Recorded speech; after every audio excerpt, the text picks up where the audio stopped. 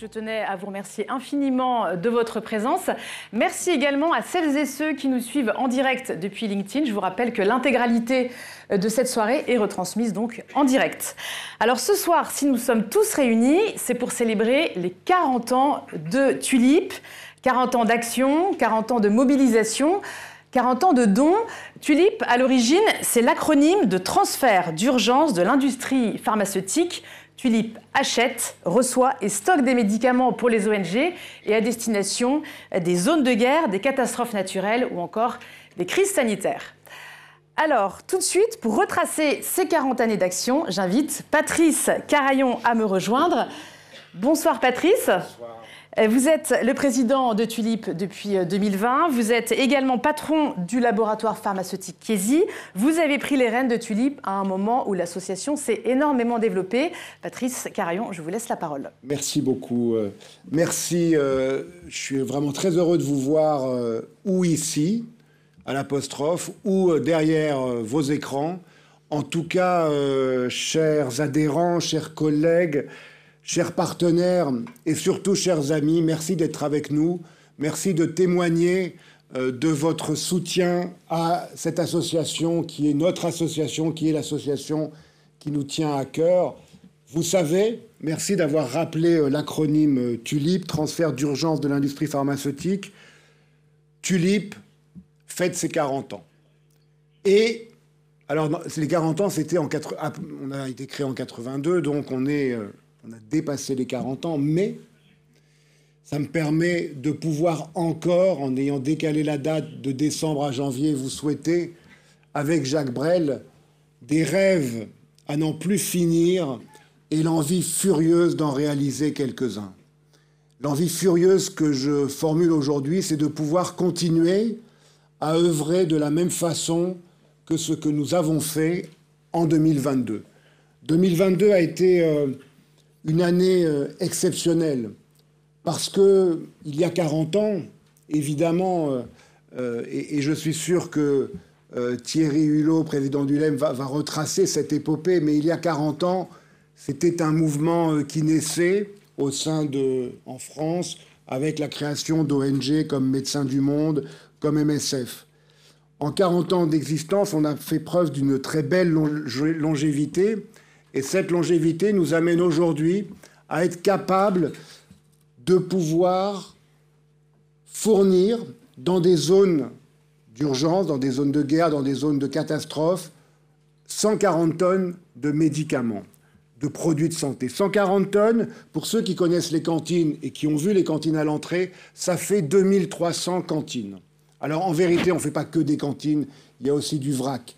Mais au bout du compte, ça vous donne un peu une idée du volume qui est désormais celui de Tulip. Et si nous avons triplé notre activité cette année, enfin l'année dernière, l'année 2022, c'est bien sûr à cause de la guerre déclarée par la Russie à l'Ukraine et évidemment d'ajouter un tel foyer, un tel lieu pour l'urgence a été je dirais, une mobilisation exceptionnelle qui a été faite grâce aux entreprises du médicament, grâce aux entreprises de santé qui ont fourni des dons en médicaments, des dons financiers et aussi des femmes et des hommes pour réaliser les cantines et pour soutenir l'association. Alors, évidemment, je pense aussi, et on aura l'occasion d'en parler tout à l'heure, je pense aussi au Liban, parce que ça a été, je dirais, aussi un moment d'activité très forte et un moment de connaissance très forte de l'association grâce à la mobilisation de la diaspora libanaise au sein des entreprises du médicament. Et on a pu, je dirais, assurer ce qui était au départ une crise après l'explosion du port de Beyrouth et qui est devenu maintenant une situation malheureusement chronique et dans laquelle nous sommes aussi capables de nous engager dans la durée. Et nos amis de l'Ordre de Malte témoigneront. Mais ce n'est pas que l'Ukraine et le Liban. L'activité de Tulip, c'est dans 25 pays.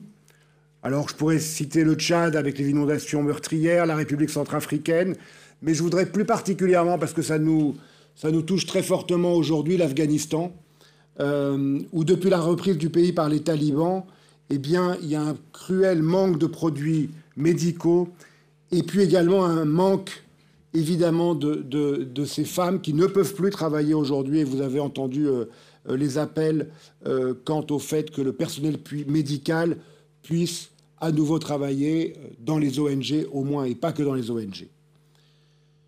Alors, je voudrais terminer en ayant évidemment une pensée forte pour vous dire que nous prenons l'engagement avec vous de nous mobiliser dans la durée, de participer, de travailler avec les acteurs humanitaires à cette prise de conscience mondiale. Alors, nous faisons notre part. Nous sommes les colibris qui agissons au nom des entreprises du médicament, au nom des entreprises de santé, pour pouvoir répondre aux défis d'aujourd'hui et de demain. L'organisation est vive, elle a vécu avec beaucoup de vivacité depuis 40 ans, elle va continuer à vivre et c'est l'engagement que nous prenons avec en particulier les équipes de permanents et puis tous ceux également qui sont autour de nous. Et pour lancer nos échanges et pour célébrer l'anniversaire de Tulip, eh bien, nous avons réalisé une vidéo qui va vous permettre de retrouver ou de découvrir de nouvelles anecdotes. Je vous remercie.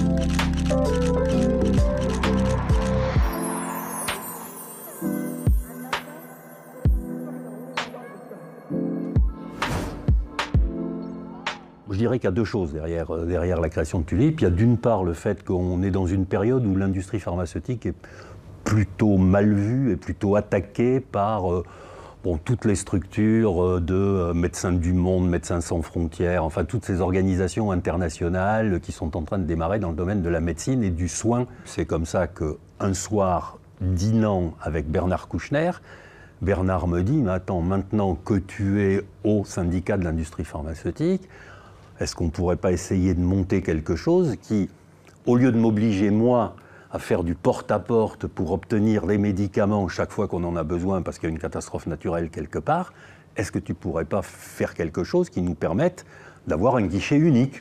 C'était tout bête et c'était ça. Une chose majeure, c'était les urgences. Et j'ai trouvé que pour nous, Tulip, pour avoir vraiment toute sa crédibilité, c'était d'être capable d'intervenir immédiatement quand il y avait une urgence. Je crois que l'événement majeur qu'il y a eu pendant la période, si je peux dire entre guillemets, de ma présidence, ça a été ce drame du terrible tremblement de terre d'Haïti. Et on a pu immédiatement partir avec le premier avion des affaires étrangères, apporter des caisses d'urgence et on a pu intervenir. La santé n'a pas de prix, mais elle a un coût.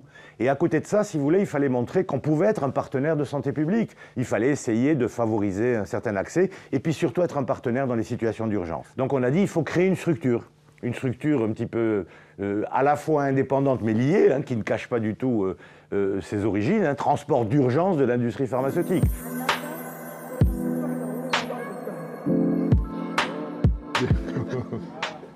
Bienvenue au club. Ouais, merci.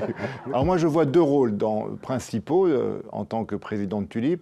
Le premier, c'est bien sûr d'animer et de transmettre de l'énergie, de l'envie d'adhérer et de l'envie de donner. Et puis la deuxième, c'est être, avec une équipe complète, le porte-parole de Tulip auprès des autorités, auprès des ONG. Ce qu'il faudrait, si vous voulez, qu'il y ait une sorte d'appropriation au plus haut niveau des industriels de ça. Ouais. Parce que je pense qu'en interne, en communication interne, je crois que les employés sont très fiers. Ouais. Donc il faut se l'approprier, de dire regardez ce qu'on fait. Mon rôle est de faire le lien entre les entreprises du médicament qui effectuent des donations pour Tulip et les ONG bénéficiaires qui interviennent dans les urgences sanitaires sur le terrain. Cette année, c'est 40 ans. C'est très important pour Tulip parce que ça montre la longévité d'une telle organisation. Ce n'est pas le cas de toutes les organisations humanitaires. En 2022, Tulip a travaillé surtout sur l'opération de guerre en Ukraine, où elle a apporté une réponse pertinente. On est parti avec un gros lot de mâles tulipes étagés aussi en fonction des besoins, des âges. Voilà, on avait des mâles d'urgence, des mâles de soins. Je les ai escortés jusqu'à Lviv, où on les a livrés en fait entre deux bombardements. à l'hôpital de Lviv, qui ensuite, ces mâles ont été emmenés directement à Kiev, où elles sont arrivées le lendemain soir, puisqu'à l'époque, Kiev, c'était la zone de combat principale en Ukraine. Si on n'a pas les médicaments de Tulip, on a des missions qui, surtout, on fait du soin en premier, on fait beaucoup de post-médical avancé. Donc sans les mâles tulipes, ça devient très compliqué. Nous, on n'a pas travaillé qu'en Ukraine, on a travaillé à la fois en Birmanie, on a continué à travailler en Afrique, dans les urgences qui étaient d'ailleurs les nôtres, et puis on a surtout aussi travaillé avec le Liban, qui reste pour nous un des pays phares dans les demandes d'aide humanitaire aujourd'hui. Et là, on a un challenge très fort qui est de faire en sorte que, par rapport à notre mode d'opération, qui était plus un mode d'opération dans l'urgence, sous forme des kits, des fameuses cantines, vers un mode d'opération qui soit plus dans la durée, avec une fourniture continue.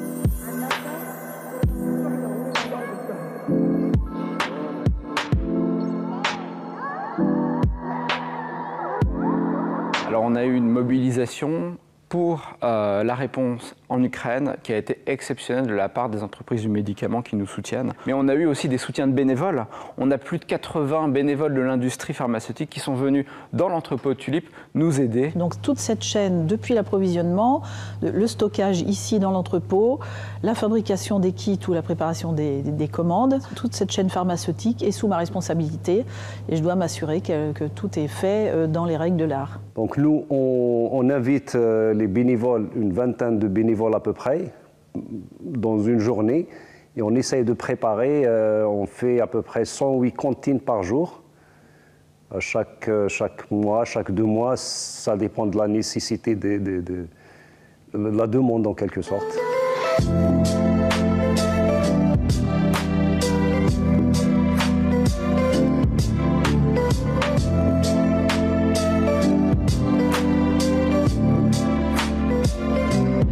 L'association, c'est toujours un grand souvenir déjà de l'association qui fait de l'humanitaire. Et on travaille dans l'humanitaire, donc on gagne notre vie déjà.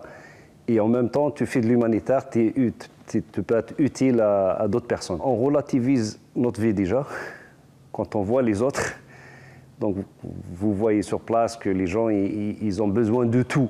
Alors que nous, on a presque tout. Et quand on est contaminé par ce virus d'humanitaire, on ne s'en sortira pas. On restera dans l'humanitaire et puis on pensera toujours humanitaire, humanitaire. Donc j'espère continuer à faire de l'humanitaire si Dieu me prête vie après ma retraite.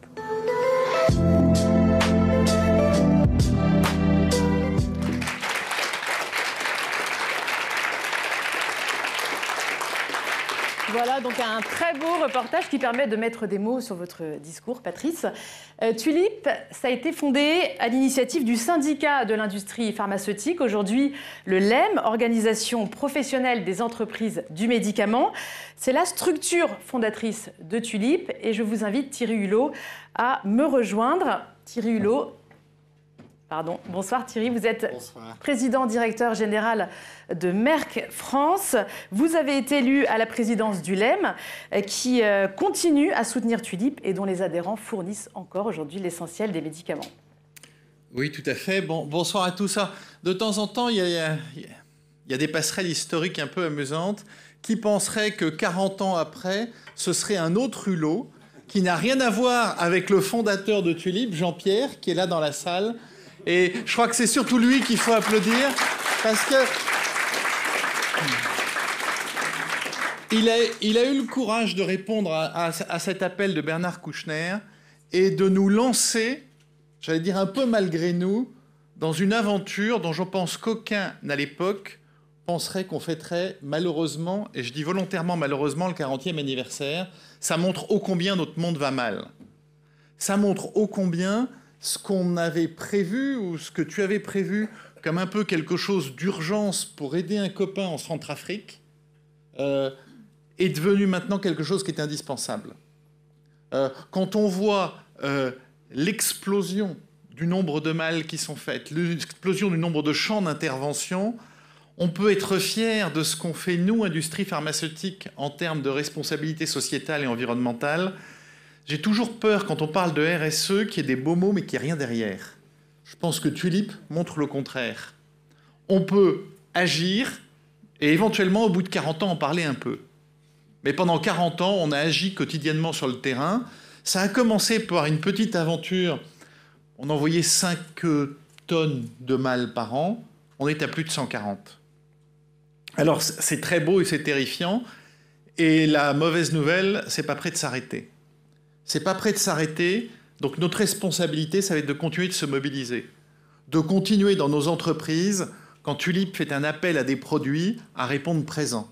Et on a la chance, comme le disait très bien Mohamed, on est dans un pays où, globalement, on a à peu près tout ce dont on a besoin pour vivre décemment au quotidien.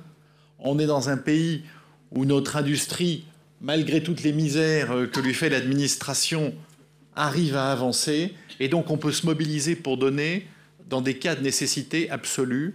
Et là, on peut donner, et ça va être mon appel ce soir, via des dons financiers, parce qu'il faut faire tenir la structure, via des dons de produits, parce qu'il y a des patients à l'arrivée qui en ont besoin, et si on ne donne pas, ils n'auront rien.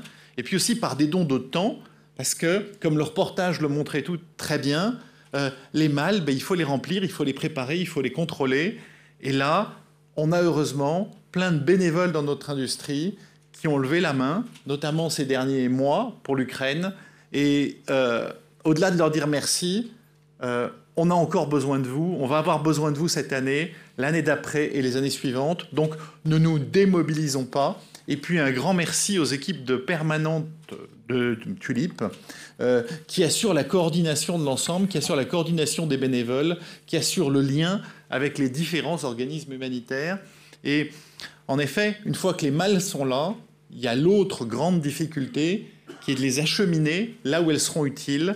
Et ça, on ne le fait pas tout seul, on le fait via des partenaires, on le fait notamment avec le soutien plus que précieux et indispensable de la cellule du centre de crise et de soutien du Quai d'Orsay, dont on va reparler dans un instant. Donc, soyons tristes, soyons fiers et continuons. Merci à tous.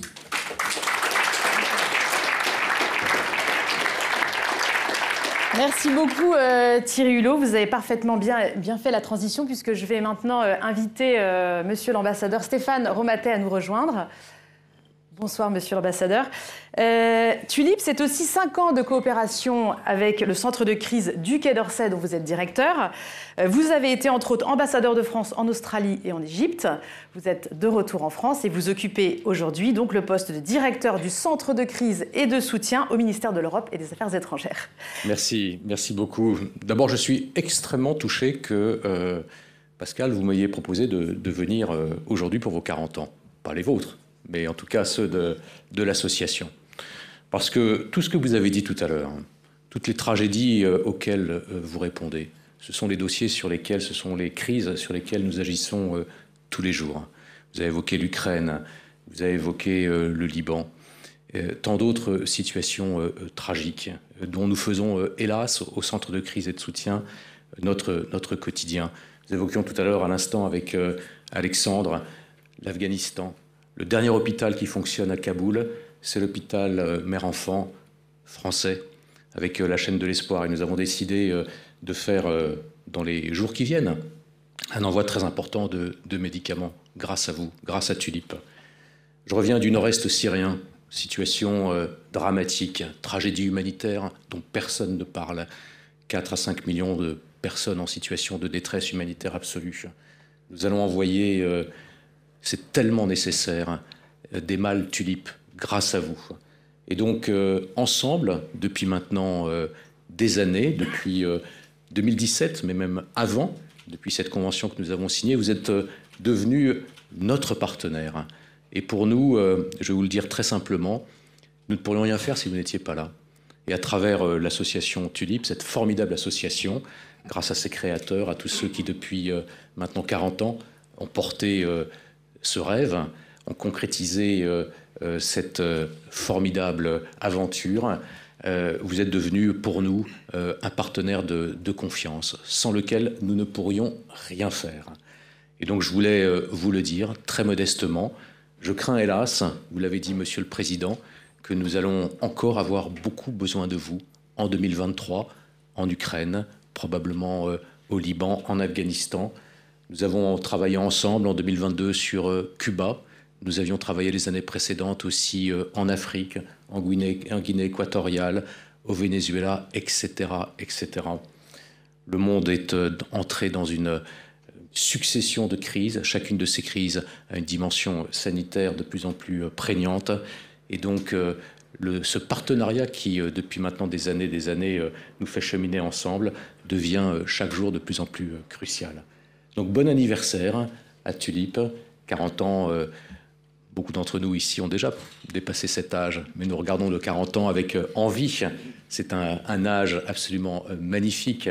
Et donc, c'est un âge aussi magnifique pour l'association Tulip.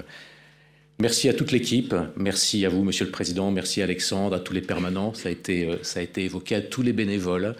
Ces mal Tulip, mal urgence, mal pédiatrique, mal de médicaments, nous les connaissons par cœur. Le bleu de Tulip, c'est une couleur qui nous est familière.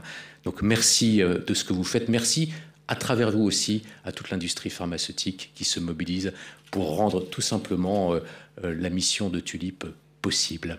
Bon anniversaire à Tulip et merci à chacun d'entre vous.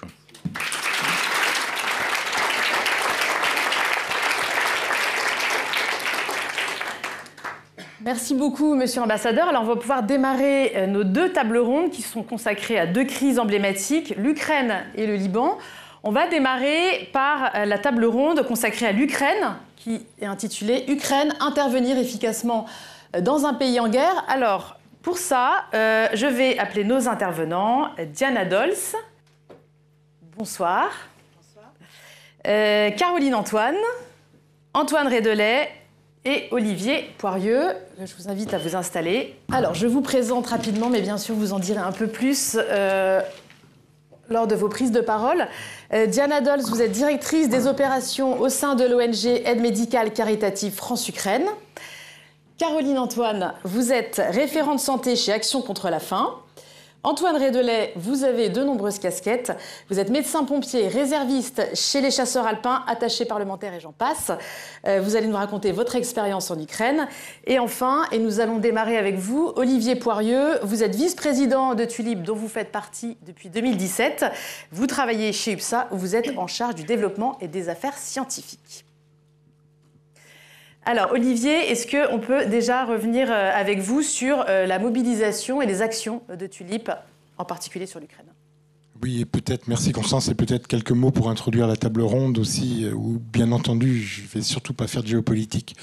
Je voulais juste vous dire à tous que dans cette situation tragique que traverse l'Ukraine, et ceci depuis le 24 février dernier, Tulip a été en France, je crois, le formidable réceptacle des dons des entreprises du médicament et du dispositif médical, et pour toutes les entreprises qui souhaitaient être solidaires de l'Ukraine.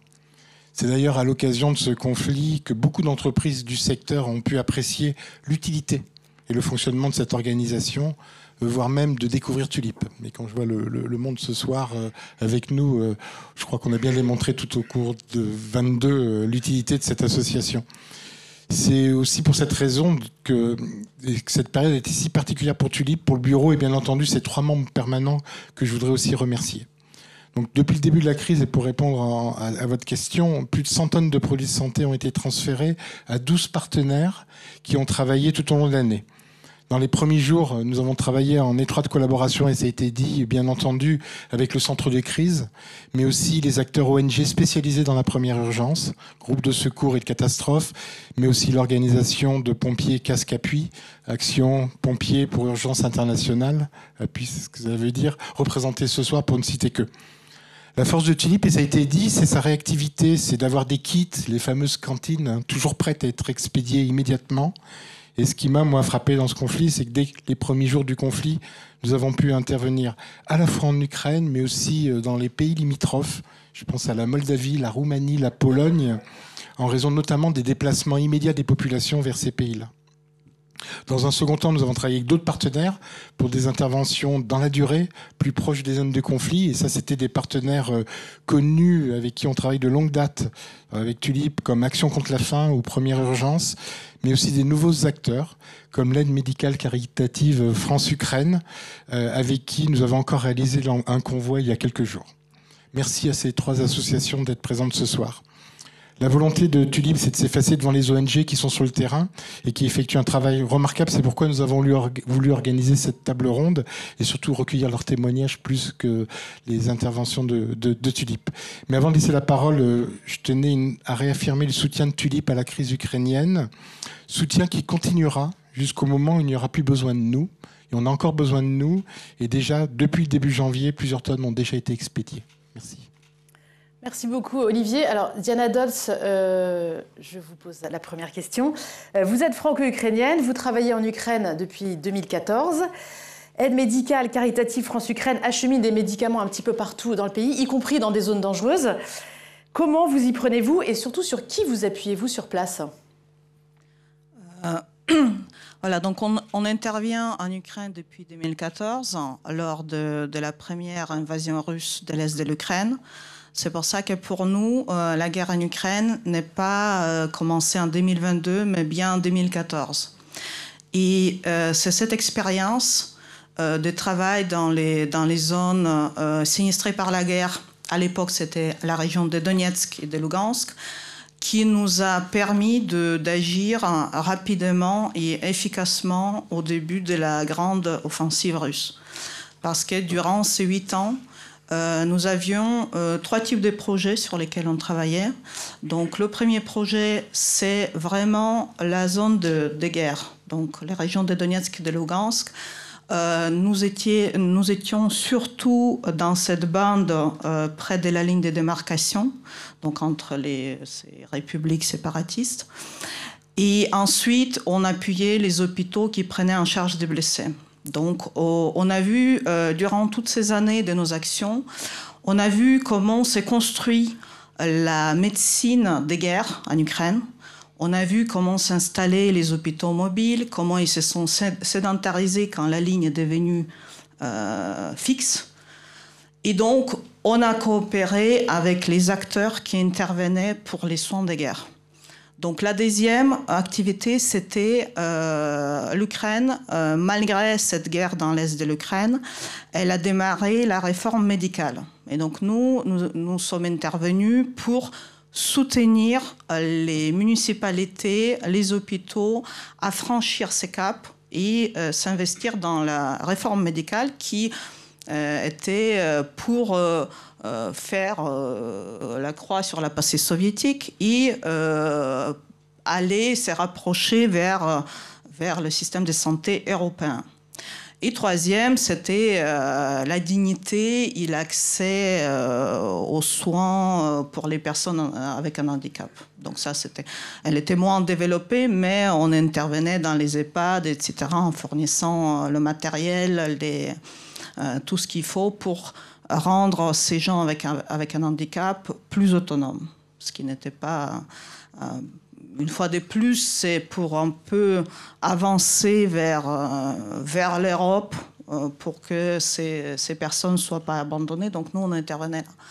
Et donc le 24 février, nous avons travaillé beaucoup avec les hôpitaux. Donc on les connaissait, on connaissait tous les acteurs civils, militaires, le service de santé des armées. On connaissait pareil les intervenants, comment ils fonctionnent, comment est leur logistique, comment sont leurs changements durant toutes ces années. Et le 24 février, nous savions ce qu'il faut faire parce que nous avions des contacts, que ce soit la logistique des crises, que ce soit les hôpitaux, les contacts directs, que ce soit tous les coordinateurs sur place. Nous, le plus gros problème, nous connaissions la procédure d'importation en Ukraine. Donc, certains ont découvert avec la guerre que ce n'est pas si facile. Pour nous, c'était au contraire parce que ça s'est simplifié. Donc, nous, on pouvait agir rapidement.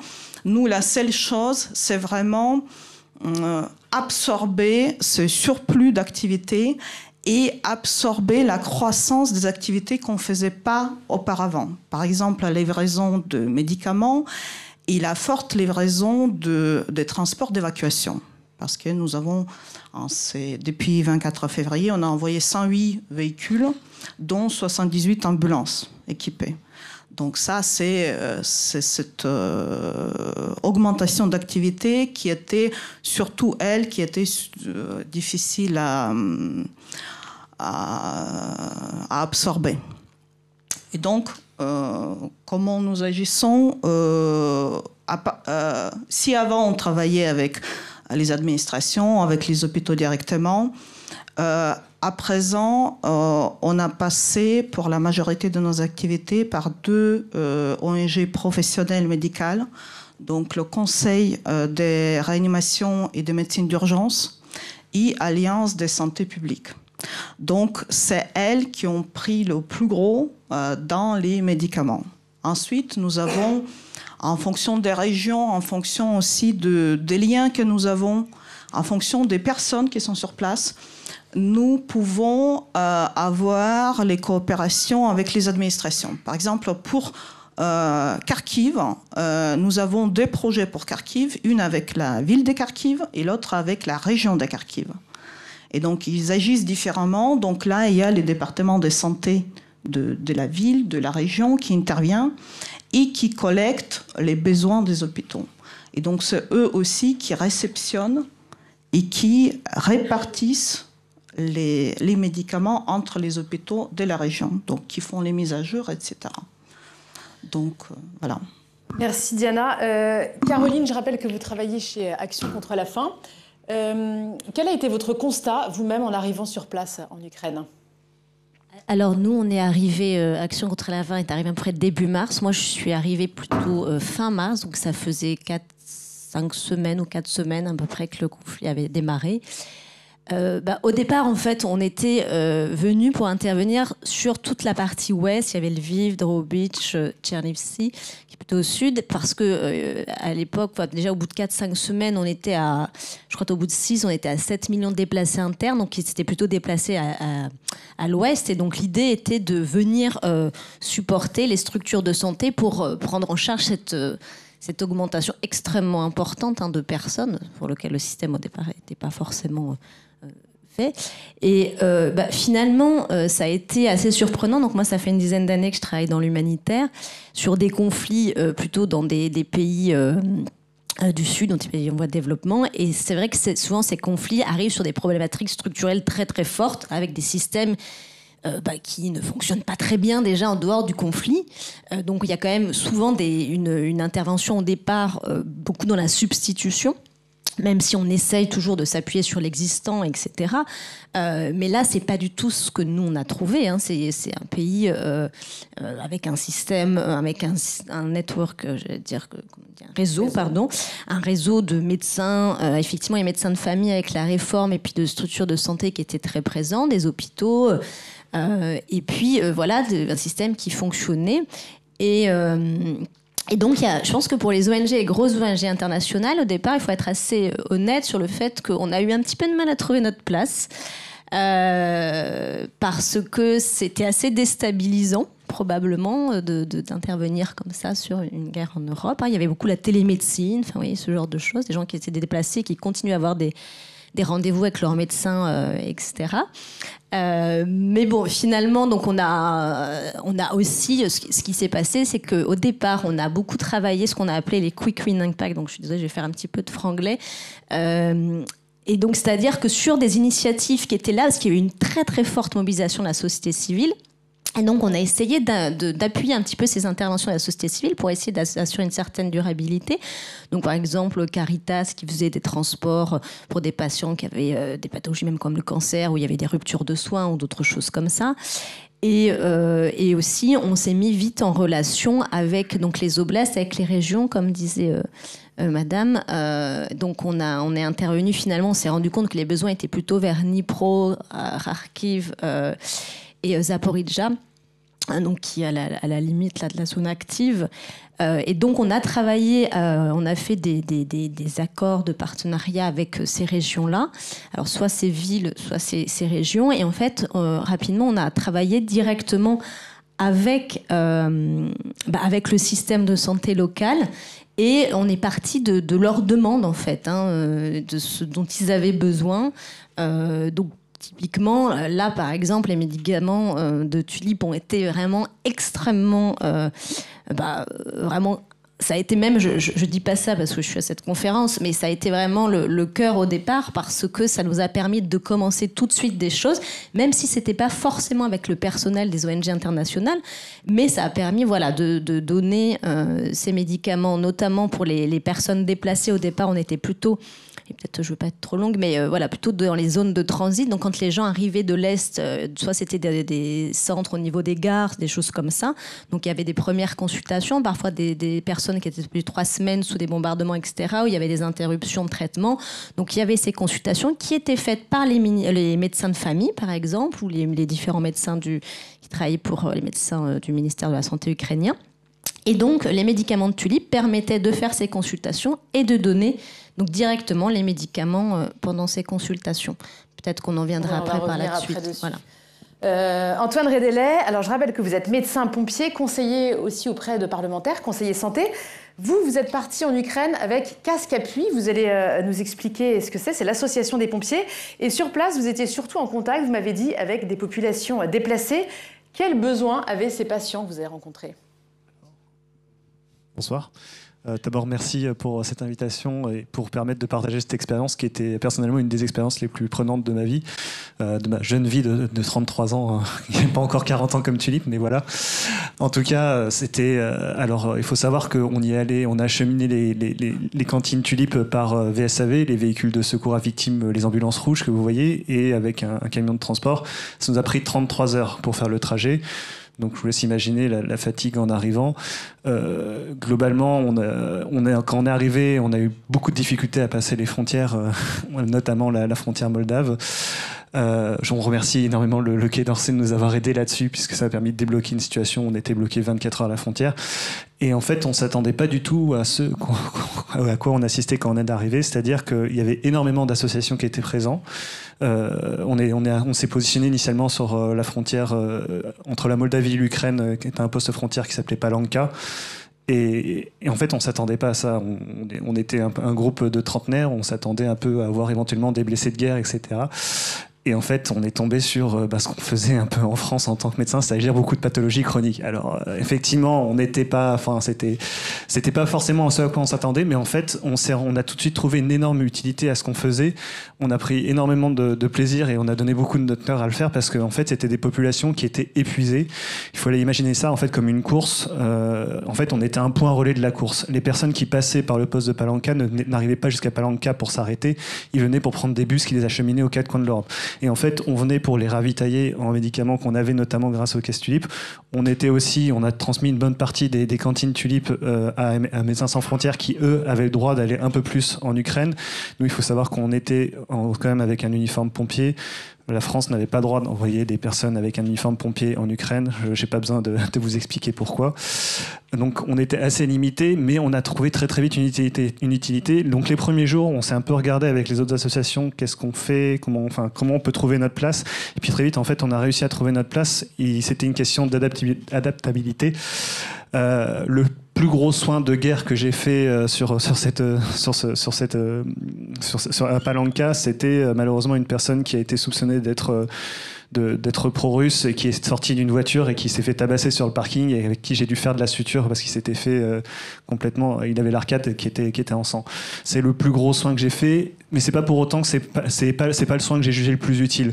Les soins les plus utiles, c'était les personnes qui étaient en rupture de traitement et qui pouvaient potentiellement avoir des pathologies qui complètement qui décompensaient, quoi. C'était le diabétique qui avait plus d'accès à son insuline, c'était l'hypertendu qui potentiellement avait sa tension qui explosait. Et puis ça pouvait être aussi mes collègues, parce qu'on n'était pas que des médecins et des infirmiers, il y avait aussi des collègues pompiers qui étaient aussi l'épaule pour écouter et puis aussi pour aider justement ces familles qui avaient juste besoin de relâcher un peu la pression parce qu'ils étaient épuisés aussi bien moralement que physiquement. Merci Antoine. Diana, à l'heure où on se parle, quels sont les obstacles et les freins à l'accès aux soins en Ukraine et l'accès aux médicaments aussi ? Il y en a beaucoup. Ils sont multiples. À présent, ça va beaucoup mieux. parce que l'industrie reprend un peu. Il n'y a pas tout le territoire qui est affecté par la guerre, quoique avec les derniers bombardements d'infrastructures, donc ça s'est empiré. Et donc, quels sont les freins? Les freins, c'est surtout la situation économique. Donc, l'Ukraine a eu la baisse des PIB de 30%, de plus de 30%, sachant que déjà, il n'était pas fort avant la guerre. Ensuite, il y a une inflation qui est à l'ordre de 26%. Donc, il y a la fuite des populations. Donc, il y a 8 millions de personnes qui sont parties, qui ont quitté l'Ukraine. Et ce sont ceux qui ont pu générer la richesse en Ukraine. Donc, c'est la population active qui a quitté l'Ukraine, dans la majorité. Et donc, les freins actuels, ils sont liés à l'économie. Donc, parce que la population est appauvrie. Donc, il y a moins. Elle est liée à l'explosion des prix suite à l'inflation. Et les médicaments, que ce soit les médicaments de l'étranger ou ukrainiens, ils ont augmenté en prix. Ensuite, il y a les problèmes logistiques qui sont affectés donc, pour la livraison de médicaments, donc la hausse du gasoil, mais aussi la surcharge des transporteurs pour amener l'aide qui avant passait par bateau. Donc ça, c'est ces transports et les prix ailleurs. Ensuite, il y a les routes endommagées, il y a les checkpoints. Donc tout ça, ça alourdit la livraison des médicaments.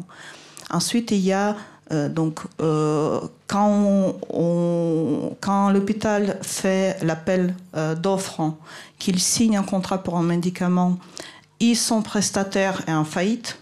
Donc, il n'a plus de médicaments, donc il se retrouve sans médicaments. Ensuite, il y a les zones le plus touchées, les zones récemment libérées. Donc ça, c'est les zones quasiment désertes. Donc, je suis venue dans la région des Kharkiv 10 jours après la libération, donc ce n'était pas encore déminé. Donc, pas d'eau, pas d'électricité, pas de réseau.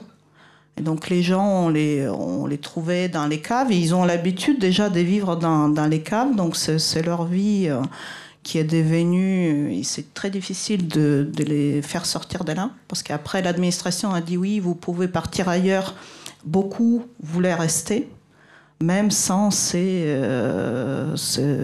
logistique. Ensuite, il y a les villes, par exemple, qui sont proches ou qui sont bombardées. Il y a Kharkiv, mais il y a aussi Kramatorsk, dans la région de Donetsk. Il y a certaines solutions qui ont été mises en place qui empêchent l'accès aux soins de la population, qui sont tout on n'y pense pas. Par exemple, Kharkiv et Dnipro, ils ont eu leur parc de bus municipaux bombardé. Donc, ils ont perdu beaucoup de bus. Kramatorsk, lui, il a dit « Moi, j'ai un parc qui est récent de bus ». Il les a évacués dans la partie occidentale pour sauver le parc de bus. Mais à présent, les gens qui restent, ils n'ont pas ces réseaux de bus. Et donc, pour se rendre aux urgences, pour se rendre à l'hôpital, quand on peut se permettre de payer autre transport ou quand on a une voiture, il n'y a pas de problème. Par contre, ce n'est pas le cas des populations pauvres, et donc eux, ils restent privés de soins, leur accès aux soins est réduit. Et donc il y a beaucoup de cas comme ça, que c'est l'isolement qui fait que les gens ne peuvent pas accéder aux soins. Olivier Poirieux, est-ce que vous avez des retours, j'imagine, des ONG sur place? Est-ce qu'il y a des besoins qui ne sont pas couverts du tout en ce moment en Ukraine? J'ai presque envie de rebondir sur ce que disait Antoine. Il y a d'un côté l'urgence et réagir rapidement, mais une urgence qui s'inscrit dans la durée.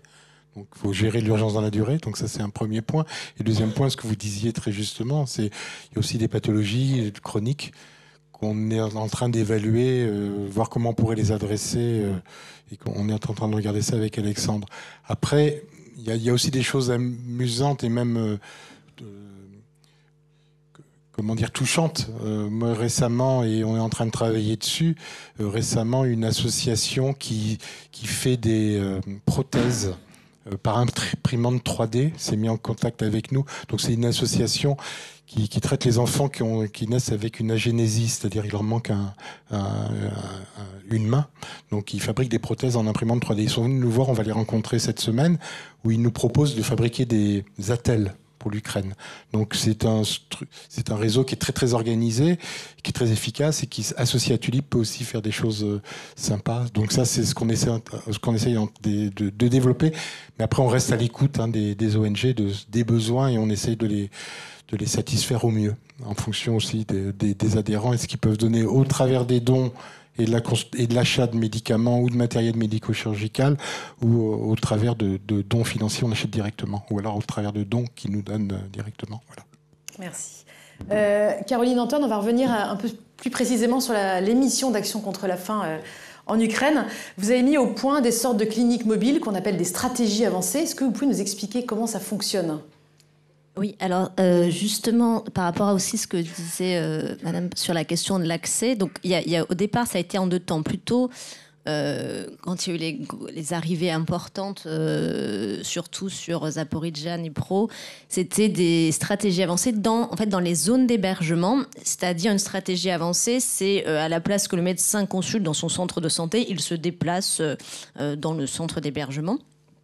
Donc ça, en fait, ce n'est pas les équipes directement d'action contre la faim qui l'ont fait, mais ce sont les médecins de famille, ce réseau de médecins généralistes, si on prend la comparaison avec la France, qui allaient directement dans ces zones de transit, faire ces consultations et avec les médicaments de Tulip, du coup, donner les médicaments gratuitement. Parce qu'en fait, en Ukraine, il y a des médicaments qui sont pris en charge 100% par l'État, qui concernent le diabète, les maladies cardiovasculaires et l'asthme, mais pas pour les autres pathologies. Et on a vu quand même un développement d'autres types de pathologies, notamment infectieuses, par rapport au fait que les réseaux d'eau étaient coupés.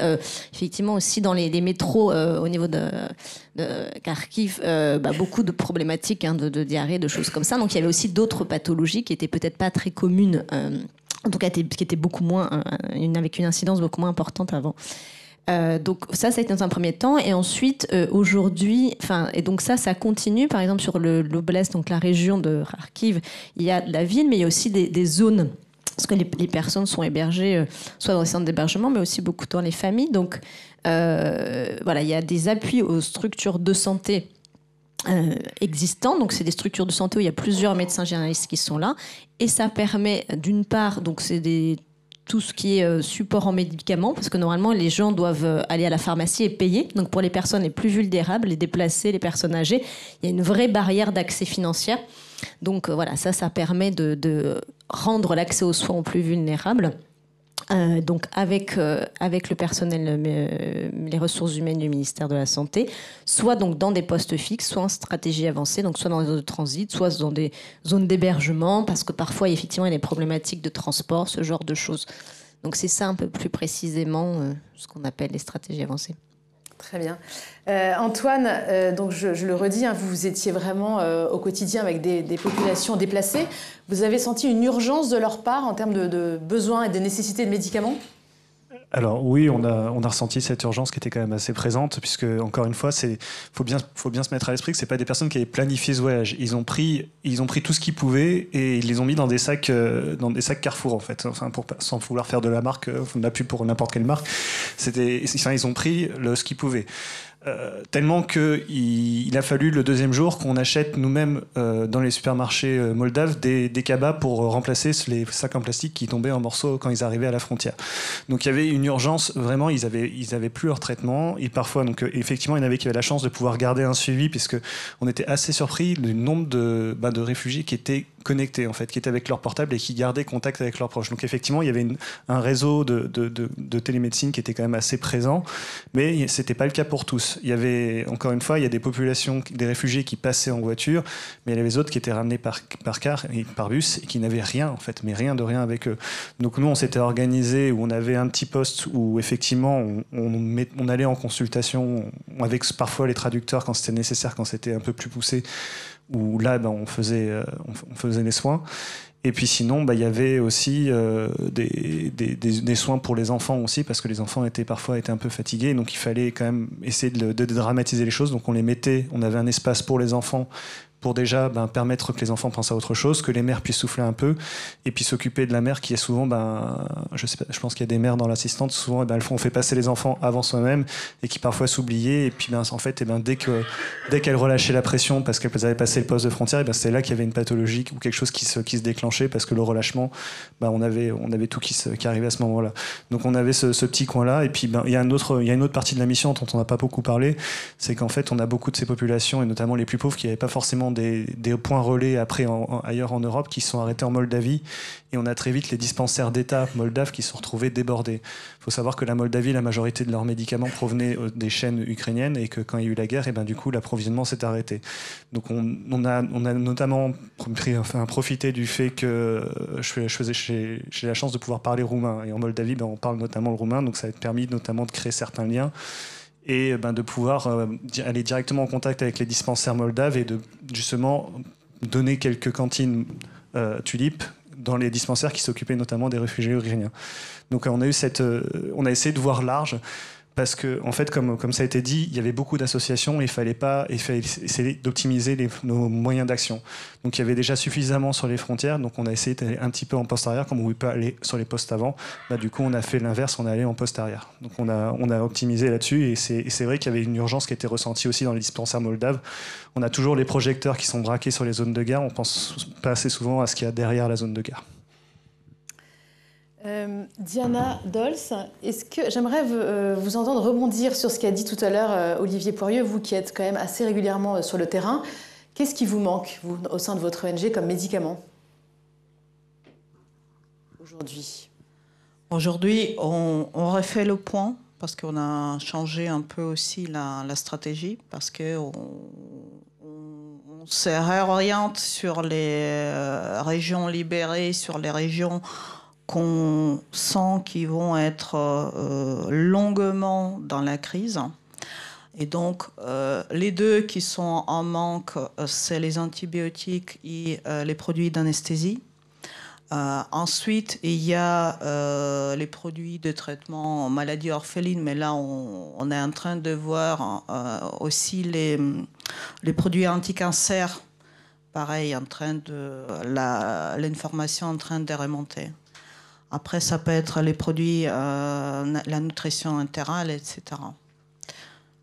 Est-ce qu'il y a des besoins en médicaments qui sont spécifiquement liés à la guerre? Est-ce qu'il y a, en termes de médecine? Oui, donc les anti-hémorragiques, et donc tout ce qui permet de stopper l'hémorragie. Donc là, les quantités sont énormes. Nous avons aussi aidé à faire les trousses de secours IFAC. Bon, nous, on s'est réorienté un peu plus dans la médecine tactique. Et donc, tout ce qui permet de stopper les hémorragies, il y a toujours un besoin, que ce soit les médicaments, que ce soit les consommables, que ce soit des équipements, que ce soit, après, pour le traitement.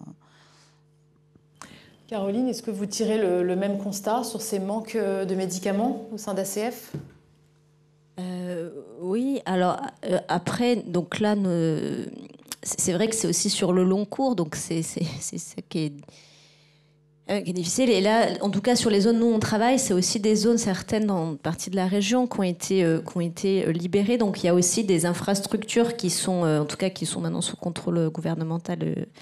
Et du coup, il y a aussi... Alors c'est vrai que là, peut-être je ne parle pas exactement du médicament, mais c'est vrai qu'il y a beaucoup de besoins de générateurs, de choses comme... Pardon. Oui, vous confirmez? Oui, non, mais en tout cas, je veux dire, en tout cas, si on prend le système, bien sûr, les médicaments, mais c'est vrai que déjà, je veux dire, les malles sont déjà assez complètes. Et nous, on a eu la chance d'avoir du vrac. Donc pour compléter aussi, notamment sur certaines demandes des hôpitaux, mais en tout cas là, juste peut-être si on prend l'actualité dans les zones où on travaille, on va dire il y a un besoin de renforcement du système de santé. Bien sûr, peut-être si on est plus axé sur le médicament, sur toute la question de la supply chain, et peut-être pas que finalement sur les intrants, mais aussi sur restaurer ça. Et puis les infrastructures sont dans des états, c'est très très compliqué, les problèmes d'électricité, mais ça c'est aussi important, hein, si on parle de vaccination, la chaîne du froid, etc. Donc bon, peut-être que là j'ai élargi un tout petit peu la question du médicament, mais voilà.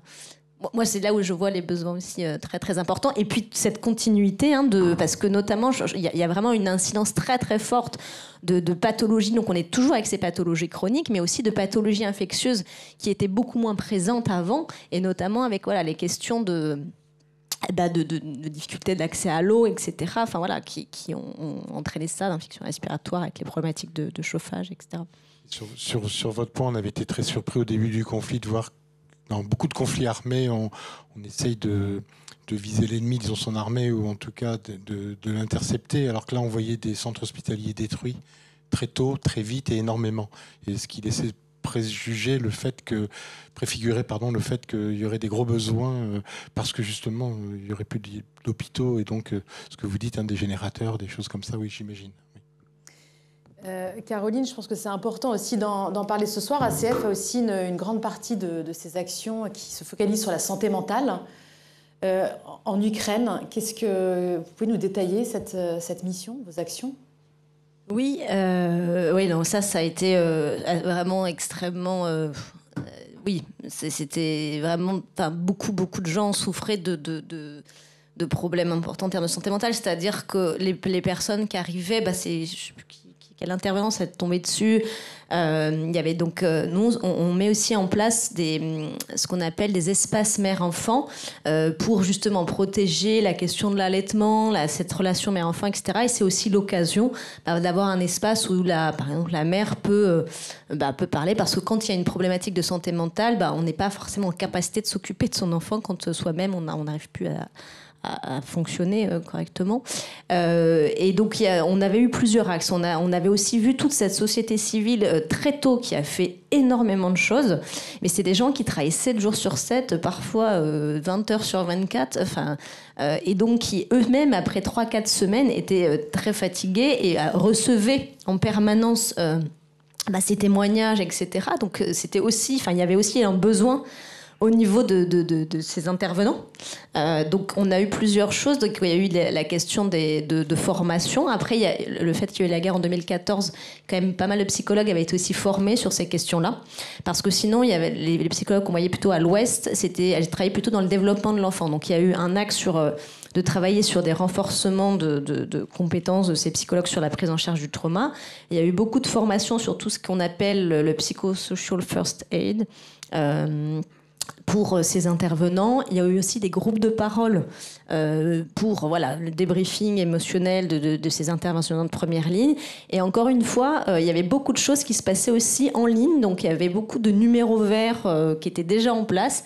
Donc, on a essayé de s'appuyer sur l'existant, de ne pas recréer quelque chose comme ça. Donc, on a été voir ces chaînes-là et voir, des fois, en fait, ils avaient beaucoup de bénévoles, mais à un moment, il fallait peut-être subventionner un petit peu pour que les gens soient payés et assurer une durabilité, parce que là, on est à 10 mois ou 11 mois. Donc, pour que ça tienne sur le long terme, il faut aider. Ça ne peut pas que tenir sur le bénévolat. Donc, il y a eu beaucoup de choses qui ont été faites sur les personnes directes, sur la formation et aussi sur les aidants aussi. Et Antoine, vous me disiez que vous avez été quand même très marqué, très touché par cette mission que vous avez faite en Ukraine, et pourtant, vous avez déjà effectué beaucoup de missions auparavant. Alors oui, le fait d'être réserviste depuis 2016, le fait d'être médecin-pompier dans le Rhône, la Drôme et l'Ardèche, ça donne l'occasion de voir pas mal de choses. Pour tout vous dire, moi j'ai pas pu m'occuper d'enfants après pendant une semaine à mon retour de mission. Alors il y a eu l'épuisement parce qu'il a fallu faire les 33 heures aller, mais il a fallu faire les 33 heures retour. C'était un stress et une pression constante. Il faut savoir qu'il faisait assez froid.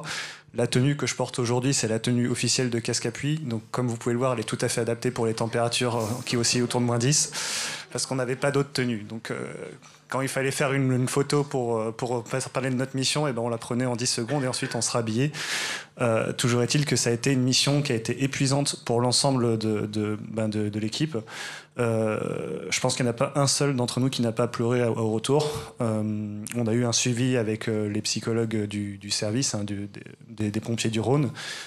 Mais toujours est-il que ça a été extrêmement compliqué parce que c'était à la frontière, c'était des maris qui laissaient leurs femmes et leurs enfants et qui repartaient avec la voiture. C'était des petits bouts qui en fait te demandaient constamment où était leur papa à la frontière. Alors, en plus des cabas, on a acheté également des Kinder. Alors effectivement, c'est pas les recommandations du ministère de la Santé sur la nourriture des enfants, mais ça leur permettait d'avoir 10 secondes de bonheur quand ils avaient leur petit bâtonnet Kinder à la bouche. Après, c'était... en fait, je pense que ce qui était le plus difficile par rapport aux missions que j'avais déjà fait en Afrique, c'était que c'était chez nous, en fait, et c'était des structures qu'on pouvait retrouver chez nous. On pouvait complètement... En fait, on se retrouvait dans ces populations, et c'est ça qui rendait la chose encore plus prenante. Donc, encore une fois, c'était une expérience assez incroyable. Si on me demandait demain d'y retourner, bien évidemment, j'y retournerai. Mais c'est pas un appel du pays. Il y a les retraites en ce moment à l'Assemblée nationale, chaque chose en son temps, chaque bataille les unes après les autres. Mais voilà, en tout cas, c'était une très belle expérience, très, très enrichissante, et on a beaucoup, je pense qu'on a tous appris. Merci beaucoup. Mais écoutez, je vous remercie beaucoup tous les quatre. On a un tout petit peu de temps pour prendre quelques questions, mais vraiment très peu de temps. Donc si certains parmi vous ont des questions à poser, n'hésitez pas. Oui, alors peut-être que... Je crois qu'on va vous donner un micro. Merci d'abord. Bravo pour ce que vous faites. Hein, je suis très admiratif. Et je voudrais rebondir sur justement ce que vous avez dit, Antoine, et je crois vous aussi, madame. Très intéressant d'entendre qu'en tant qu'ONG, vous êtes arrivé et vous avez dû prendre un rôle différent de ce que vous êtes habitué. C'est un rôle non pas de substitution, mais il y a une structure qui existe. Finalement, c'est un pays qui avait sa structure hospitalière, médicale, de santé. Et c'est toute la difficulté que vous avez pour dire finalement là, comment est-ce qu'on va réussir à s'immiscer pour être utile. Et j'imagine, donc c'est pas vraiment une question, et en même temps, Tulip, ce qui est extraordinaire, c'est qu'il y a eu des exemples avant où les médicaments arrivaient de toutes parts, c'est de réussir à fédérer. Est-ce qu'il peut y avoir une réflexion pour fédérer que les associations, les ONG comme les vôtres, avant de partir, essayent de réfléchir ensemble comment est-ce qu'on va agir ?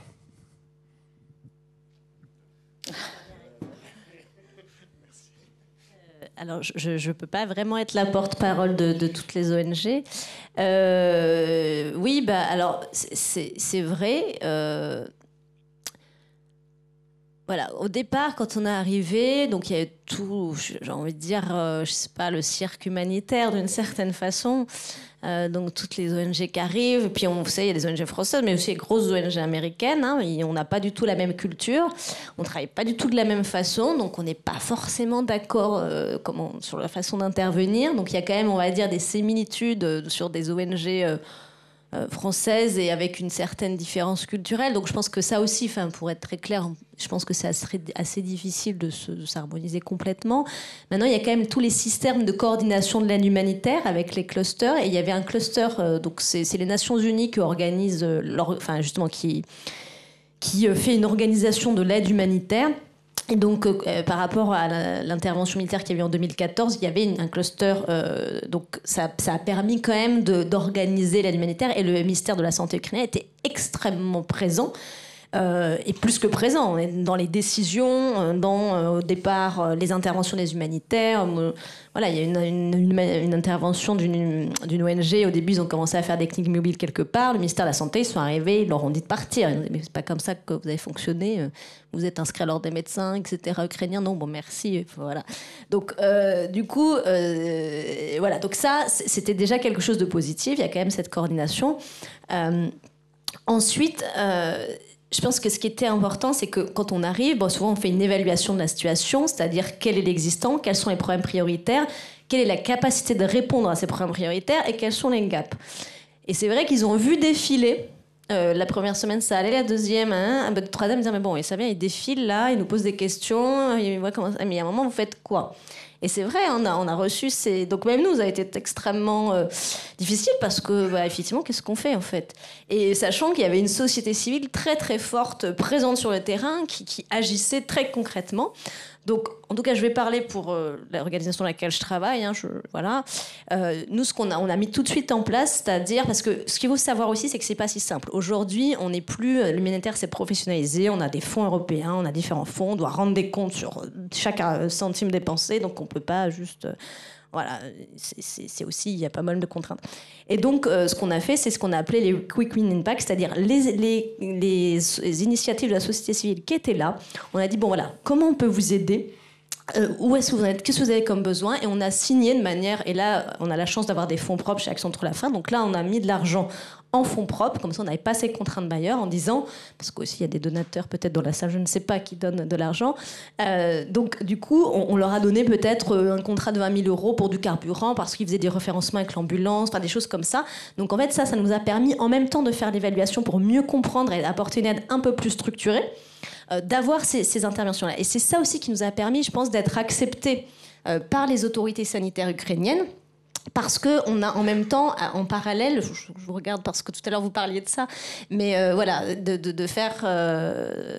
et je pense que c'est vraiment aussi la capacité, finalement, peut-être du bon sens, c'est d'observer, d'écouter et de s'adapter et de se dire, bah voilà, on ne sait pas, c'est vous qui êtes touché, c'est vous qui êtes en train de répondre. Donc nous, on est là de manière bien humblement, qu'est-ce qu'on peut faire ? Et c'est sûr que c'est pas voilà, c'est pas le grand humanitaire qui arrive pour sauver l'Ukraine. Clairement, je pense que quand on fait de l'humanitaire comme ça, il faut pas avoir d'ego. En fait, il faut effectivement, on vient avec une idée, mais l'idée peut être complètement différente. Mais c'est pas pour autant que même si elle est différente et qu'on ne fait pas ce qu'on pensait faire, eh ben ça va être inutile.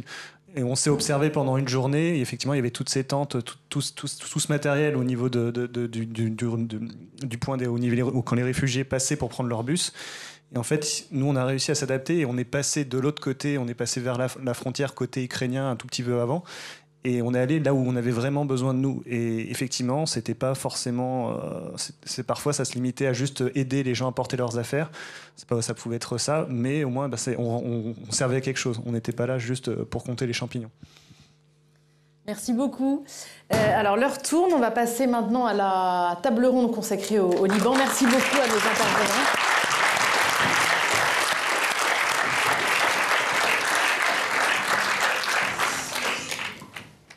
Donc, je vais appeler Olivier Routot de Première Urgence Internationale, Oumaima Farah de l'Ordre de Malte et le docteur Elie Haddad. Bonsoir à tous les trois. Alexandre Laridan de Tulip. Donc, Oumaima Farah, vous êtes vice-présidente de l'Ordre de Malte au Liban. Bonsoir. Docteur Elie Haddad. Bonsoir, merci beaucoup d'être avec nous. Vous êtes le président fondateur de Euro-Lebanese Medical Society. Olivier Routot, vous êtes le directeur des opérations donc de Première Urgence Internationale. Et Alexandre Laridan, directeur des opérations de Tulip. Et je vous laisse la parole. On va faire un point, un rappel de la situation libanaise et des actions de Tulip au Liban. Alors évidemment, comme Olivier, moi je ne vais pas faire non plus de géopolitique ni de rappel trop économique. Mais il faut savoir que Tulip, c'est à peu près 22 pays dans lesquels on travaille chaque année. Évidemment, c'était très important pour nous de parler de l'Ukraine. C'était très intéressant. Et puis, il a fallu faire un choix. Et on a choisi de parler du Liban parce qu'il nous a semblé que ça fait partie des pays qui sont un peu au bord du gouffre aujourd'hui, qu'il est peut-être encore temps de faire quelque chose. Et c'était important pour nous d'en parler. Alors, le Liban, c'est à peu près pour Tulip, en 3 ans, 25 tonnes qui ont été envoyées. C'est quand même assez gros pour nous. Et donc, c'est pour ça que c'est très important. Et l'histoire n'a pas commencé tout de suite. C'était à la tragique occasion de l'explosion du port de Beyrouth, où le milieu humanitaire, où la communauté internationale a enfin ouvert les yeux sur la situation libanaise. Parce qu'évidemment, ça faisait longtemps que le pays était en crise politique et économique. Et puis cet événement a fait qu'il y a eu un afflux d'aide humanitaire à laquelle on a participé et qui a un petit peu démarré un petit peu les opérations qu'on retrouve aujourd'hui au niveau humanitaire. Alors évidemment, dans les 48 heures avec le centre de crise, on a intervenu, on a envoyé 2 tonnes de produits parce qu'il y avait évidemment des dégâts tangibles dans les hôpitaux. Il fallait intervenir en urgence. Mais je dirais que la phase la plus intéressante, c'était plutôt en septembre, où on s'est dit, bah voilà, on est dans un pays dans lequel il y a une grave crise, il y a un grand manque de produits, il va falloir trouver des partenaires. Et puis on a sélectionné petit à petit de nouveaux partenaires. Vous les voyez aujourd'hui, ils vont discuter avec vous. Et je pense que ça nous a permis d'être très pertinents sur le terrain, avec je dirais le peu de donations qu'on a pu faire jusqu'à présent, même si ça correspondait à peu près entre 400 000 et 700 000 patients en 3 ans. Et je voulais terminer cette petite introduction parce que j'ai eu la chance de rencontrer à plusieurs reprises le ministre de la Santé libanais, le docteur Fiyaz Arad, qui nous a très bien accueillis, qui, contrairement on va dire, aux autres ministres de la Santé avec lesquels on a pu travailler, voyait en tout cas la donation médicale comme une bonne chose. Et il nous a expliqué que pour lui, son pays était quand même pas encore sorti de la situation dans laquelle il était. Il n'avait pas encore touché le fond. Et que les donations médicales, comme ce que faisait Tulip, permettaient un atterrissage en douceur, pouvoir après repartir quand la situation sera meilleure. Et je pense que c'est pour ça qu'on peut dire peut-être, oui, le Liban, c'est peut-être pas on pourrait penser que c'est peut-être pas forcément la zone la plus importante du monde, mais si, parce que justement, notre action, elle est pertinente et elle pourrait permettre justement un meilleur devenir pour la situation de santé. Et voilà, maintenant, on va écouter nos... Merci Alexandre. Oumaima Farah, vous vivez à Beyrouth, vous servez l'Ordre de Malte depuis 12 ans, l'Ordre de Malte qui est présent quasiment partout dans le pays, à travers des centres de santé primaires. Est-ce que vous pouvez nous expliquer votre mode opératoire? Comment ça fonctionne? Oui, alors permettez-moi d'abord de fêter les 40 ans à Tulip. Merci pour tout le soutien et pour tout le soutien de l'industrie pharmaceutique, ô combien on en a besoin ces jours-ci avec la crise qui touche notre pays. Donc en fait, l'Ordre de Malte est présent au Liban depuis les années 50. Donc ça fait quand même plus de 60 ans qu'il est présent à travers ce qu'on appelle des centres médico-sociaux en collaboration avec beaucoup de partenaires, dont de différentes confessions. Et c'est très important parce qu'on sait que le Liban, ce petit pays à 18 communautés religieuses, est un laboratoire de coexistence. Donc en fait, le premier centre médico-social a été créé en 57, mais le réseau s'est développé durant la guerre. Et je souhaite vraiment aujourd'hui la table ronde qui était avant nous avec la guerre en Ukraine, qu'elle ne perdure pas autant que la guerre libanaise et qu'on puisse trouver une solution pour la dignité de chacun. Et donc, le réseau de l'Ordre de Malte s'est étendu dans les régions limitrophes pour répondre donc à la crise, pour apporter le soin, qui est un droit pour tous finalement, pour apporter la justice, mais aussi pour apporter le soin de l'âme et être un message de paix et de coexistence, puisque c'était non seulement des soins de santé, mais c'était aussi un moyen de préserver la coexistence dans ce pays en guerre. Et donc, il ne faut pas oublier aujourd'hui que le Liban a vécu donc 15 ans de guerre civile, 15 ans d'occupation, une autre guerre en 2006, la crise des réfugiés aujourd'hui avec 2 millions de réfugiés à peu près, donc qui représentent plus de la moitié de la population libanaise. Et aujourd'hui, la population libanaise qui se retrouve avec cette crise économique, cette crise financière, cette crise sociale et une crise humanitaire qui perdure. Quelqu'un a dit une crise chronique. Oui, c'est une crise chronique qui se retrouve donc aujourd'hui. Le Libanais se retrouve réfugié dans son propre pays puisqu'il reçoit moins d'aide que ce qu'aujourd'hui les réfugiés sont en train de recevoir. Et donc là, le rôle de l'Ordre de Malte et je pense des autres ONG qui sont présents bien sûr sur le terrain, c'est justement d'essayer de pallier à cette demande grandissante pour éviter ce qu'on appelle une guerre des pauvres. Et pour éviter donc cette montée de tension qui est très palpable aujourd'hui. Donc, pour revenir à la question, les centres de soins de santé primaire. Donc, comme je l'ai dit, le Liban, donc l'Ordre de Malte au Liban s'est développé à travers des centres médico-sociaux. Après la guerre, donc la plupart des centres étaient des dispensaires, on va dire. Au Liban, il y a à peu près 1000 à 1500 dispensaires, donc qui prodiguent la consultation médicale et le médicament.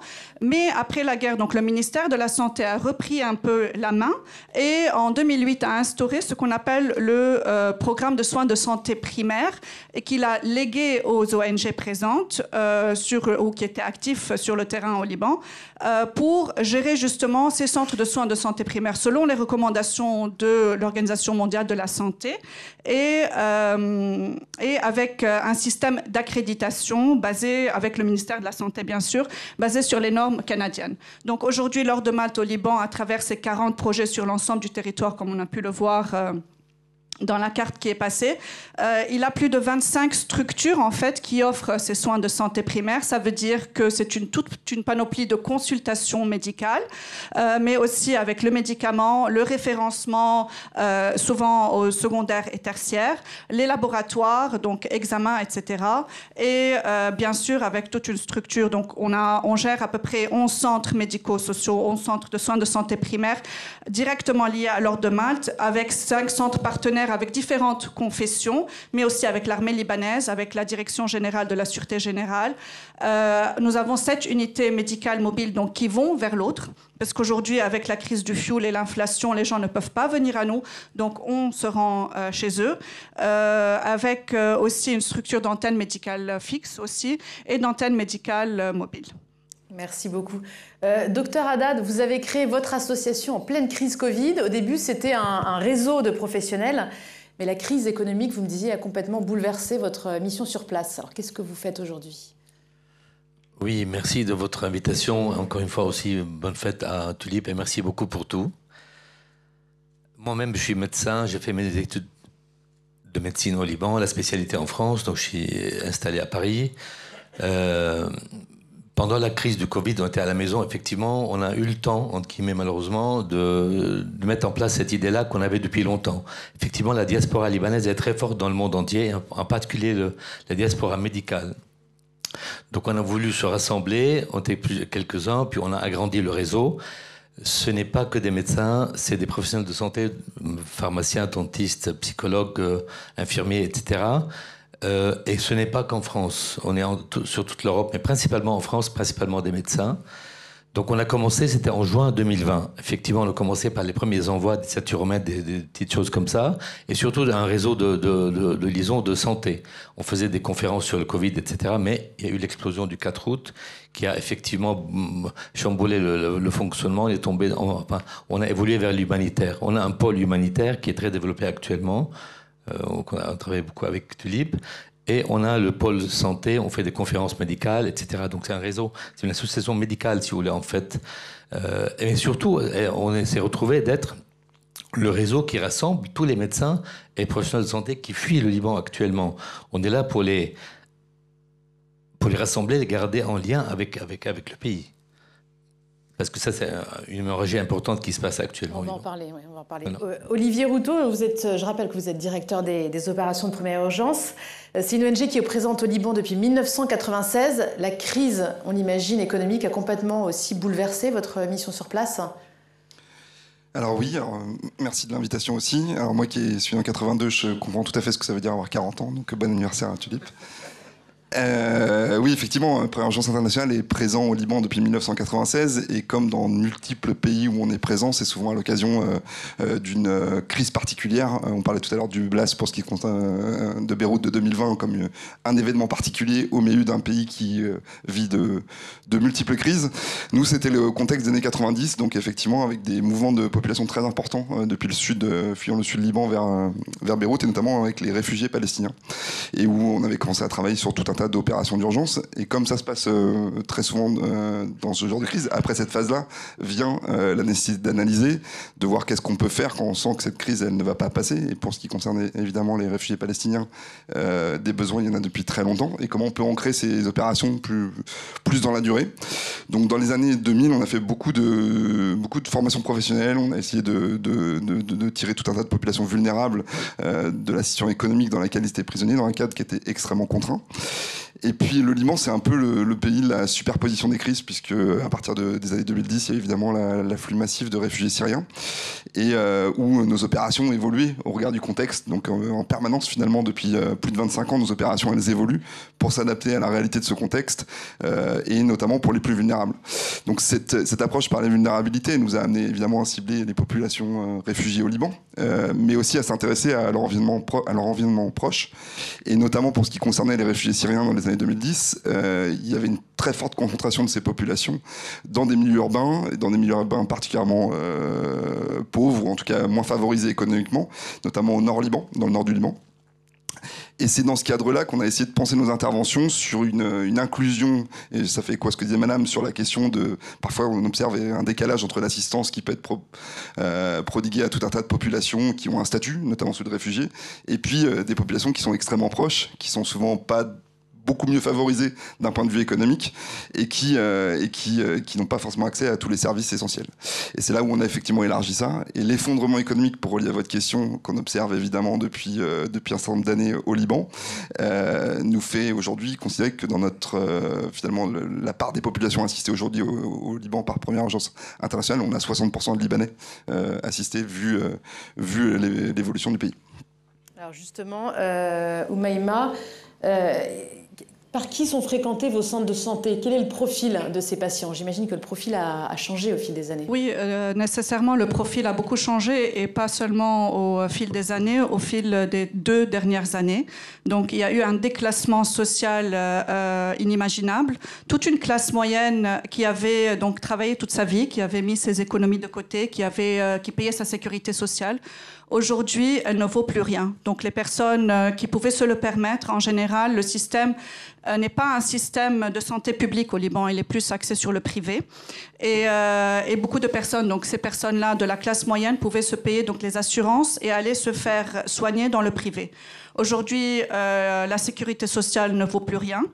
On n'a pas parlé de la dévaluation de la livre qui est très importante. Juste pour vous donner une idée un peu, $1 vaut toujours, au taux officiel, 1507 livres libanaises. Aujourd'hui, à l'heure où je vous parle, $1 vaut 57 000 livres libanaises. Donc c'est pour vous dire, une consultation médicale, par exemple, dans le privé qui coûtait 75 000 livres, qui était déjà assez cher, donc qui valait $50.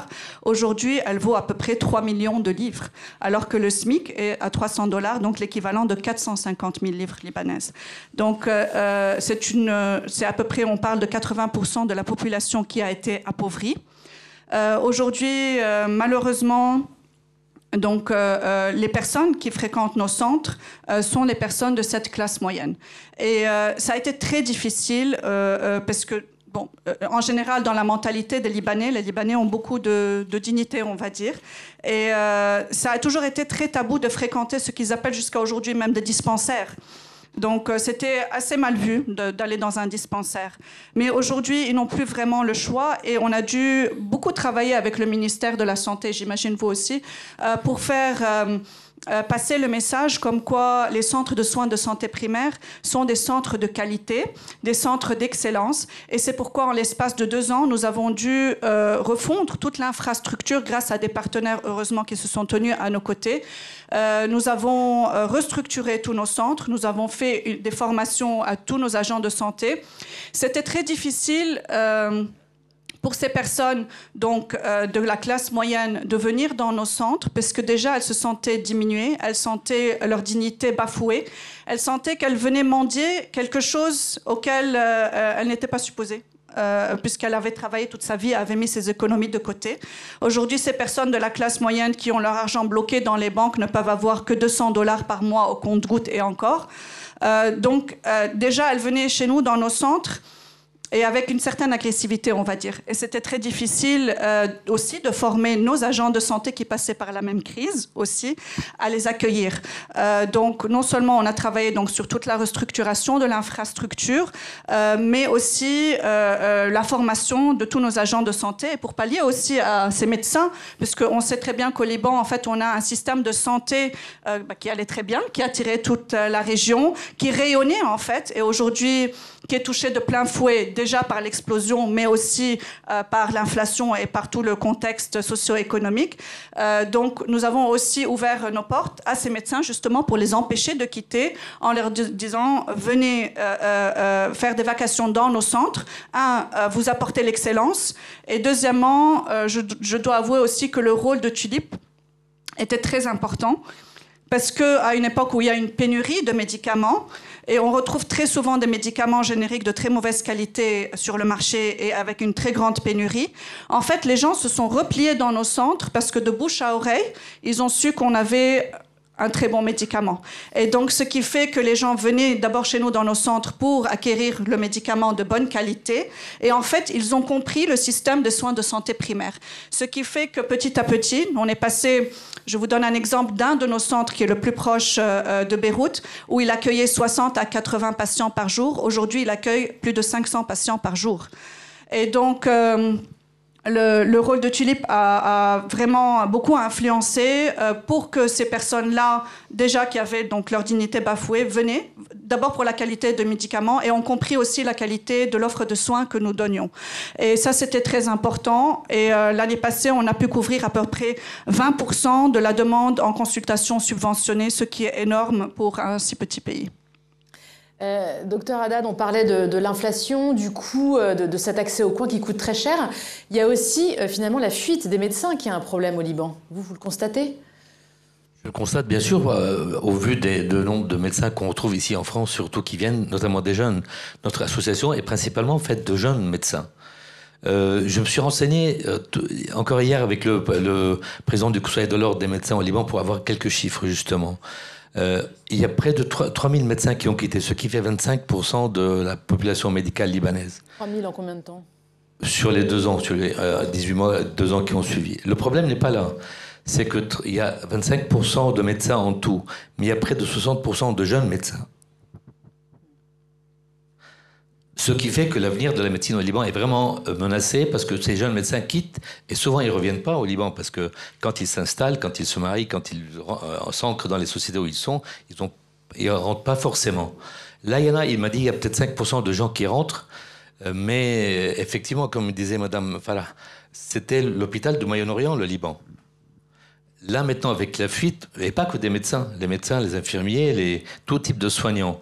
Donc le Liban se retrouve avec notamment des spécialités qui manquent complètement. Les chirurgies infantiles, il n'y a plus de chirurgiens pour les enfants au Liban, ou presque. Il n'y a pas que tout type de médecins. Donc globalement 25%, mais dans les détails, ça fait peur pour la suite des choses. Olivier Routot, alors une question un peu générale, mais quels sont les impacts de cette crise économique et aussi de l'explosion du porc sur le système de santé libanais ? Alors, ce qui est très intéressant dans les 2 choix de table ronde que vous avez fait, c'est qu'on a parlé de crise humanitaire et de crise du système de santé dans des contextes où il y avait un système qui était très fonctionnel, voire très très performant au Liban, comme c'était évoqué par mes collègues. Il y a la dimension, presque victime peut-être même de son succès. Je pense notamment à un des aspects. Donc il y a évidemment cette question de la fuite des personnels, au départ en tout cas des personnels de santé. Il y a la question effectivement de l'accès aux médicaments qui était évoqué par Madame. Il y avait aussi un réflexe hospitalier très important. C'était évoqué avec cette question d'aller dans le dispensaire, mais il y avait pour notamment le niveau primaire était peut-être sous-utilisé avec un réflexe d'aller à l'hôpital directement, ce qui aujourd'hui dans un contexte d'effondrement économique a plusieurs impacts. Bon, il y a évidemment un aspect engorgement si on cumule le côté moins de personnel de santé et puis ce réflexe hospitalier. Mais il y avait aussi, il y a aussi la problématique évoquée de la sécurité sociale et du remboursement et du coût de tout ce système-là. Ce qui fait que cette dimension-là a contribué, en tout cas, est l'un des facteurs qui touche aujourd'hui le système de santé. Pour ce qui est du médicament, on est dans un pays qui est investi, c'est vrai dans la santé, c'est vrai dans beaucoup de domaines, très peu dans l'appareil productif, ce qui fait qu'il est très très dépendant aux importations. C'est vrai pour tous les types de produits, mais c'est aussi vrai pour le médicament.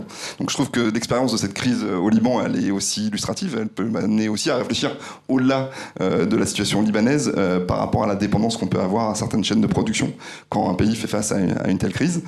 Et je reconnecte avec votre question, mais en tout cas c'est les différents champs qui font que le système est aujourd'hui très très vulnérable et dépendant d'une réflexion profonde dans la manière d'intervenir. On n'est pas en train d'intervenir sur quelque chose de très localisé, on est sur une crise à l'échelle d'un pays, ce qui rend évidemment les interventions dans la manière dont elles sont pensées et mises en œuvre totalement différentes. Oumaima, je voudrais reprendre ce que vous disiez tout à l'heure. Vous parliez de l'inflation, de la hausse du prix du médicament. Quelles sont les conséquences de tout ça ? Où est-ce que les Libanais se procurent et comment ils se procurent des médicaments ? Alors c'est là justement le problème, c'est d'avoir accès aux médicaments de qualité. Parce qu'aujourd'hui, donc le médicament jusqu'à 2021 était subventionné par la Banque centrale. Aujourd'hui, avec la levée des subventions, donc très souvent le médicament est soit introuvable, soit si on le trouve, il a des prix exorbitants. Et donc le problème, c'est que ça ouvre le champ à des médicaments importés illégalement. Aujourd'hui, donc les laboratoires de tests, donc de contrôle de qualité nationaux ne sont pas, on va dire, inexistant. Il y a un certain contrôle, mais il n'est pas très fiable, malheureusement. Et donc, on voit souvent sur le marché un médicament générique de mauvaise qualité qui vient de sources non fiables. Donc, alors il y a deux choses. Soit les personnes qui prennent donc ce genre de médicaments se retrouvent hospitalisées, soit par peur de se retrouver avec des médicaments justement de sources non fiables, les gens évitent de prendre leurs médicaments et se retrouvent aussi hospitalisés. Avec cet impact-là, beaucoup de gens aussi commencent à prendre une dose sur 3, par exemple, de leurs médicaments pour pouvoir continuer à pallier. Beaucoup de gens se replient donc sur leur famille, sur leurs amis pour pouvoir accéder aux médicaments, leur demandant d'acheter nous-mêmes, bien qu'on ait nos médicaments dans nos structures. À chaque fois qu'on part en voyage, on a toute une liste de familles et d'amis, amenez-nous les médicaments, voilà. Parce qu'en fait, il faut savoir que les gens donc pour pouvoir profiter des médicaments que nous avons dans nos centres, il faut être inscrit. Et donc, il y a tout un triage sur la santé, aussi du cas de vulnérabilité. Donc, même si le médicament, les gens peuvent se permettre d'acheter le médicament, ils ne peuvent pas l'avoir de chez nous, sauf s'ils font ce cas de vulnérabilité. Donc, les gens qui sont aisés, qui ont les moyens, très souvent ne trouvent pas le médicament sur le marché. Et donc, vont aller s'approvisionner ailleurs, et parfois, malheureusement, aux dépens de la qualité du médicament. Donc il y a un marché noir aujourd'hui. Oui, certainement. Il y a un marché noir et il y a malheureusement, vu que nous avons des frontières poreuses et que nous avons des partis politiques qui prennent en otage les différents entrées, on va dire, au Liban, que ce soit l'aéroport ou le port, très souvent, ce qui est affrété n'est pas contrôlable. Donc on vit vraiment dans une situation déplorable. Je vais être politiquement correcte et dire voilà ce mot-là. Elie Haddad, c'est un avantage, j'imagine, pour vous, et plus que ça, une sécurité de passer par Tulip pour vous procurer ces médicaments dans ce contexte, dans ce que Maïma vient d'expliquer? Si vous voulez, nous, madame, il travaille au Liban, nous, on travaille à l'étranger, donc c'est pas la même chose. Nous, on a commencé, on est actuellement près de 400 membres dans l'association. Donc, au début, on avait commencé, on est au 5e conteneur qu'on envoie au Liban actuellement. Donc, chacun collecté dans son coin, la pharmacie, les hôpitaux, le médecin qui connaît un peu le réseau, etc. On avait de tout venant. Donc c'était pas mal, mais avec Tulip, ça a changé un peu complètement la donne. Donc on a des médicaments, on sait qu'est-ce qu'on envoie, on peut demander des choses. C'est une chance d'avoir travaillé avec Tulip, c'est une responsabilité parce qu'il faut assurer. Et nous, on tient à chaque fois d'être là. Par exemple, le dernier conteneur vient d'arriver, on a donné à près de 27 structures entre dispensaires et hôpitaux sur tout le Liban, du nord au sud. On a distribué équitablement les produits. Il y avait Tulip, il y avait autre chose aussi qu'on avait pu récolter. Près de 40 pieds de produits qui sont partis au Liban qui viennent d'arriver. Olivier Routot, je prolonge un peu ma question de tout à l'heure. Vous parliez des défaillances du système de santé libanais. Qu'est-ce que Première Urgence met en place justement pour pallier ces défaillances ? Alors, nous, on a poursuivi la logique qu'on avait eue d'abord pour les plus vulnérables et donc beaucoup les populations réfugiées qui étaient exclues finalement de ce système de santé très privatisé et qui fonctionnait du coup sur les moyens disponibles des populations. Pour mettre en place finalement une forme de tiers payant qui permettait aux plus vulnérables d'accéder moyennant le paiement d'une somme à l'époque modique, mais qui aujourd'hui vaut des millions avec l'évolution de la dévaluation de la monnaie, et du coup qui permettait d'accéder au système de soins pour bénéficier d'une prise en charge totale du parcours de soins, de la phase de diagnostic, et y compris jusqu'à l'accès à un certain nombre de spécialistes, moyennant des protocoles mis en place avec les différentes structures, et qui permettaient du coup aux plus vulnérables d'y avoir accès. L'évolution de la situation fait que ce système qui était le système palliatif pour les plus marginalisés s'est étendu de manière de plus en plus importante à de plus en plus de populations et notamment libanaise. Ce qui nous amène aujourd'hui à travailler avec le ministère de la Santé de manière très importante sur l'élargissement de ce protocole à tout un tas de structures qui permettent cet accès aux soins. Mais au-delà de l'accès aux soins lui-même, il y a aussi cette dimension approche communautaire qui nous permettent, nous, d'aller, toujours sur cet aspect culturel, dans les communautés, dans les villages reculés, faire cette promotion de l'accès à la santé, que c'est possible et que les structures sont fonctionnelles et qu'il faut finalement changer ses habitudes de recours au système de santé. Et pas d'y aller tout seul, d'y aller avec les structures pour que ce soit le système de santé qui pénètre finalement les habitudes et les communautés libanaises. Enfin, il y a évidemment la question, on l'avait évoqué dans l'autre table ronde, mais de la santé mentale. On est dans un pays qui fait face quand même à un effondrement absolument inimaginable de son niveau de vie, tout simplement. Et c'est pas sans impact pour les gens d'un point de vue santé mentale.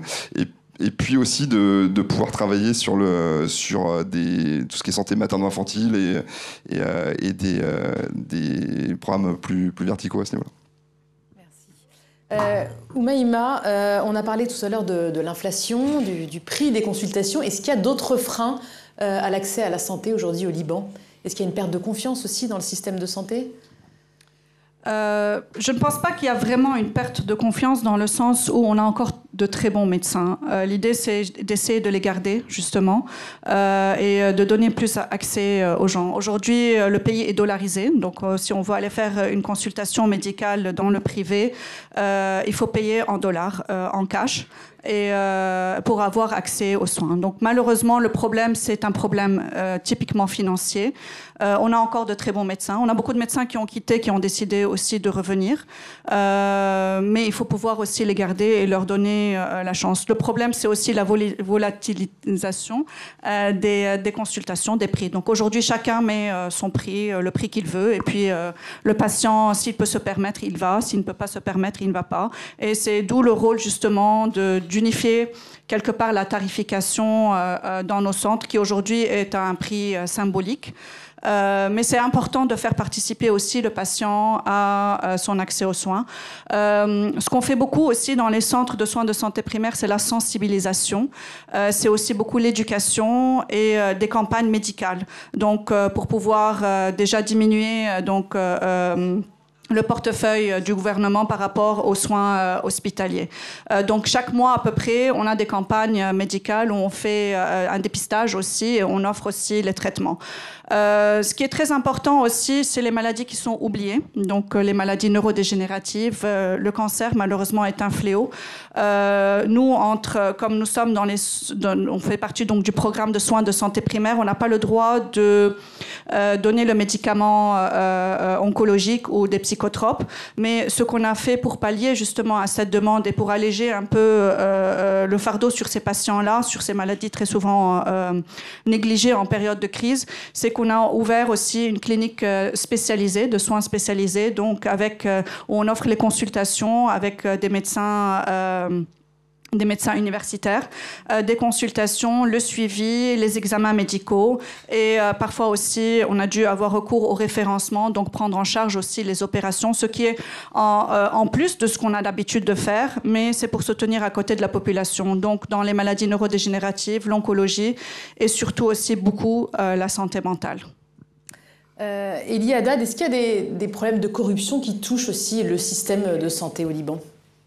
Les soignants, les pharmaciens Peut-être Madame pourra parler plus spécifiquement sur la corruption. Mais je ne pense pas qu'il y ait un problème de corruption dans le système de santé, mais plutôt dans le pays, à tous les niveaux, à toutes les échelons. C'est une corruption endémique. Là où vous partez, il y a des problèmes de corruption, même pour les médicaments. On dit qu'il y a beaucoup de manque de médicaments, mais au fait, les grossistes les gardent pour essayer de les vendre plus cher plus tard, vous voyez. Donc c'est un peu la corruption. Même dans ces drames, on voit que la corruption est prime. C'est la maladie principale du Liban. C'est ça qui a fait la dévaluation de la monnaie, c'est ça qui a fait les guerres. À mon avis, c'est ça, il faut commencer par ça.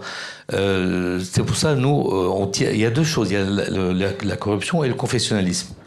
C'est pour ça, nous, on tient, à travers nos envois, que ça passe par l'armée libanaise. On est sûr au moins que ça arrive, que c'est distribué. Et on est sûr, deuxième priorité, c'est qu'il n'y ait pas de côté religieux dans l'affaire. Il ne faut pas donner plus parce que ça pose des problèmes tout le temps au Liban. On nécessite à ceux qui demandent et surtout le territoire libanais. Ça, c'est les pièges au Liban et qu'il faut absolument éviter. Olivier, quel est l'état de cette filière d'approvisionnement en médicaments au Liban ? Alors c'est un vrai problème, ça a été déjà évoqué, mais il y a un vrai problème de coût déjà, lié à la situation économique. Il y a un problème de filière d'approvisionnement au niveau central. Beaucoup de choses étaient déléguées au système privé et qui aujourd'hui dans ce contexte-là ne fonctionnent plus. Et surtout, il y a une limitation du nombre d'acteurs capables d'importer des médicaments aujourd'hui au Liban. Ce qui fait que on passe de problématiques qui étaient peut-être conjoncturelles à une problématique qui est complètement systémique. Nous, en tant qu'acteurs ONG, on est confrontés à cette difficulté-là, dans la mesure où on n'est pas importateur de médicaments, d'où les partenariats aussi avec Tulip, qui nous ont permis notamment, je pense, après le blast, d'opérer sur des opérations d'urgence. Mais d'un point de vue structurel, c'est une vraie problématique. Et j'aurais envie d'illustrer cette problématique sur l'impact et la chaîne d'impact que peut avoir cette absence de médicaments, quand bien même le système humanitaire ou de santé est là pour répondre.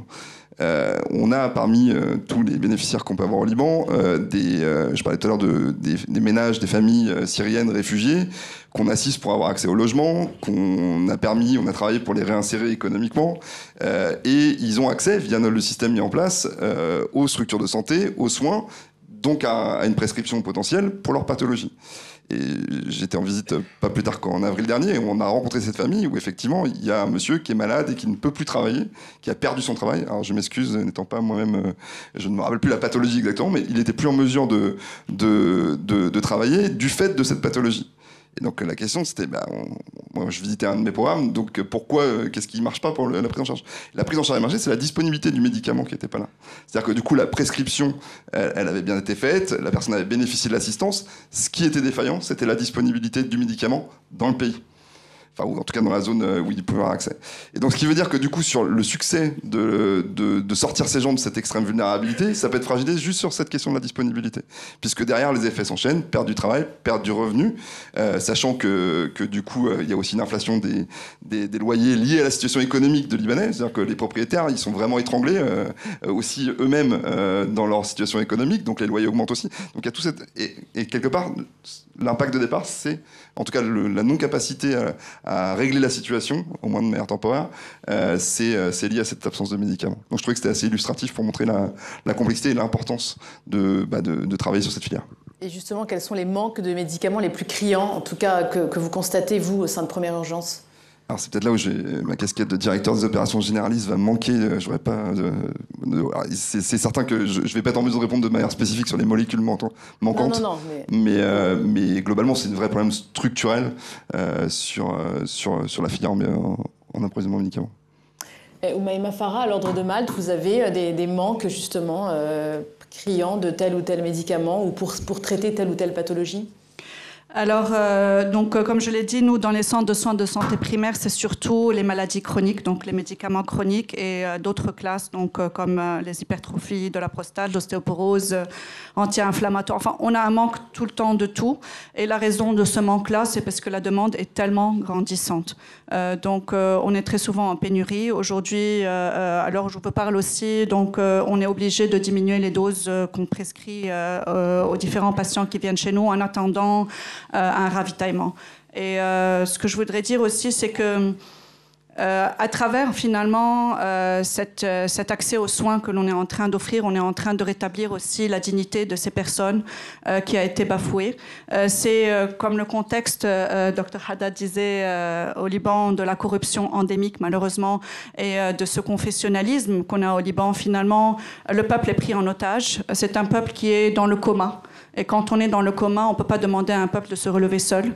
Et c'est pour ça que nous sommes ici aussi pour vous remercier de vous tenir à nos côtés, afin que nous puissions relever ces gens, leur donner l'accès à leurs droits basiques Et c'est une fois qu'ils ont accès à leurs droits basiques qu'il n'y a plus ce besoin de clientélisme et d'aller faire partie de ce confessionnalisme instrumentalisé politiquement, et que ces personnes-là, lorsqu'elles retrouvent leur dignité, elles deviennent elles-mêmes vecteurs de changement. Et nous croyons fermement en ce changement de société une fois que ces personnes sont remises debout et la tête haute.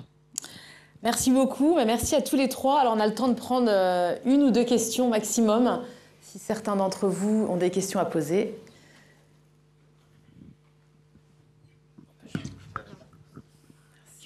Oui, le Liban, c'est une formidable mosaïque de confessions religieuses.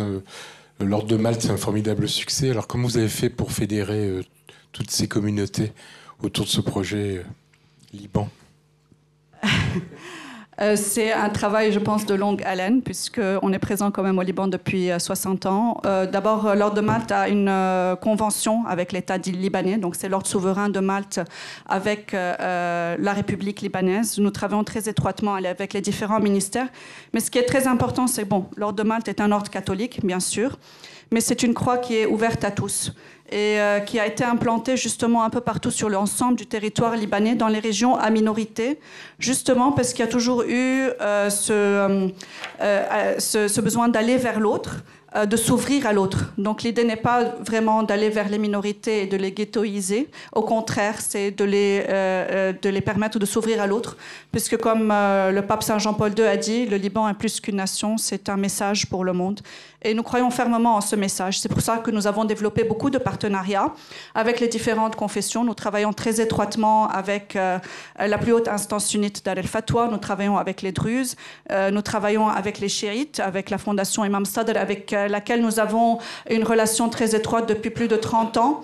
On voit de manière, on va dire, exceptionnelle peut-être, l'infirmière voilée qui porte la croix de l'ordre.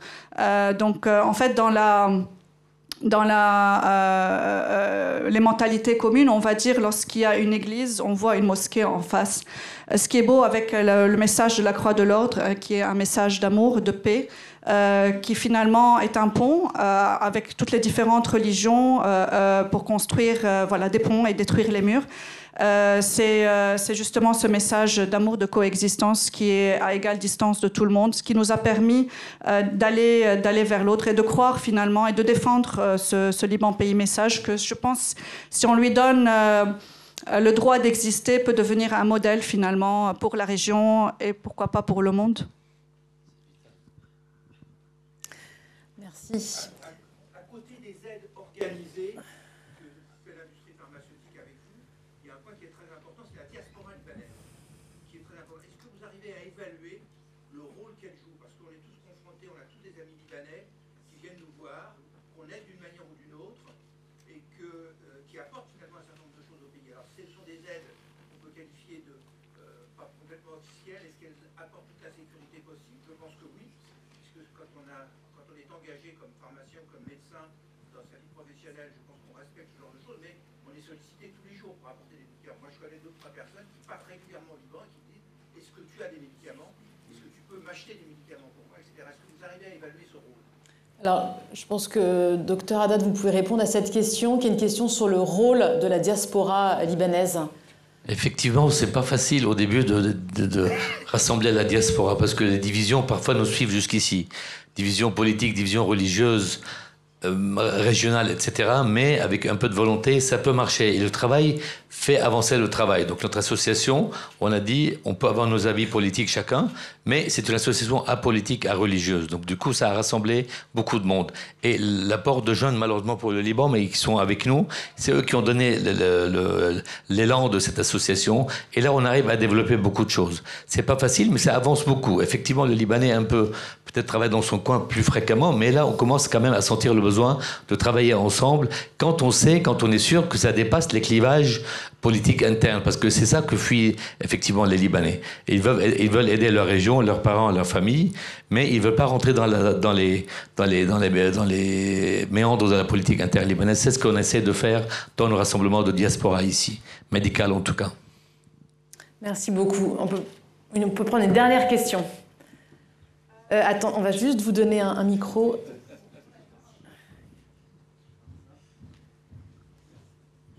Ah, madame, et puis... Merci beaucoup. J'ai une question en tant que Libanaise, parce que je suis Libanaise et j'ai plein d'amis au Liban qui sont en train de souffrir de troubles mentaux. Ma question est destinée à madame et à monsieur. Vous avez parlé d'un plan de santé mentale. Est-ce que vous pouvez détailler un peu sur ce plan-là, parce que mes amis ou les personnes que je connais qui souffrent de troubles mentaux, ils n'ont pas accès à un psychiatre et non pas à un psychologue à cause des prix. Et en plus, il n'y a plus de psychiatres et de psychologues au pays. Donc, est-ce que vous pouvez détailler un peu sur ça? Olivier, peut-être? Alors, sur la problématique, merci de la confirmer. Nous, ça passe à plusieurs niveaux. C'était déjà de pouvoir travailler avec le ministère, avec les structures de santé pour intégrer cette pathologie dans les parcours de soins et qu'elle puisse bénéficier du système, c'est-à-dire que les gens puissent y avoir accès tout simplement, ce qui permet d'adresser cette barrière financière que vous évoquez. Ensuite, il y a effectivement la question de la disponibilité des praticiens et ça, c'est un vrai problème, mais c'est là où le système est un peu gagnant-gagnant, puisque en renforçant l'accès des populations aux services, alors c'est vrai pour toutes les pathologies, mais y compris celle-là, on renforce la capacité et la solidité économique de la structure de santé, ce qui lui permet de perdurer aussi. Ça permet aussi aux praticiens de rester. Je crois que c'était évoqué tout à l'heure, c'est un enjeu, c'est qu'ils restent. Il y a ceux qui sont partis, il y a peut-être la question du retour un jour, mais il y a aussi la question de ceux qui sont encore sur place, de pouvoir leur permettre de rester et de vivre aussi, puisque économiquement, il faut bien qu'ils puissent gagner leur vie aussi. Donc ce système-là, c'est là où il est intéressant, c'est qu'il permet à la fois d'adresser l'accès aux soins, mais en même temps de renforcer le système de santé lui-même. Donc c'est un aspect. Après, il peut y avoir aussi des aspects de formation, d'accompagnement. Alors, on ne va pas remplacer des écoles, des universités de soignants, mais il peut y avoir aussi dans certains territoires cet accès-là. Et puis, dernière partie de l'accès, il y a aussi l'aller vers la dimension aussi un peu culturelle, le fait de faire recours à des soins et en tout cas à des praticiens face à ce type de pathologie. Il y a aussi tout simplement de reconnaître qu'il y a un diagnostic, de pouvoir travailler sur cet aspect-là aussi. Et dans nos centres aussi, ce qu'on a fait pour pouvoir pallier justement à cette hausse de la demande, et on a instauré donc un système de télémédecine aussi, donc où on fait des consultations par télémédecine justement avec les différents psychiatres ou psychologues. Tous nos centres de soins de santé primaires sont équipés de psychologues et dans la clinique de soins spécialisés, on travaille très étroitement avec l'Hôtel-Dieu de France, donc nous avons créé notre propre structure, donc avec les grands psychiatres de l'Hôtel-Dieu de France. Toute dernière question.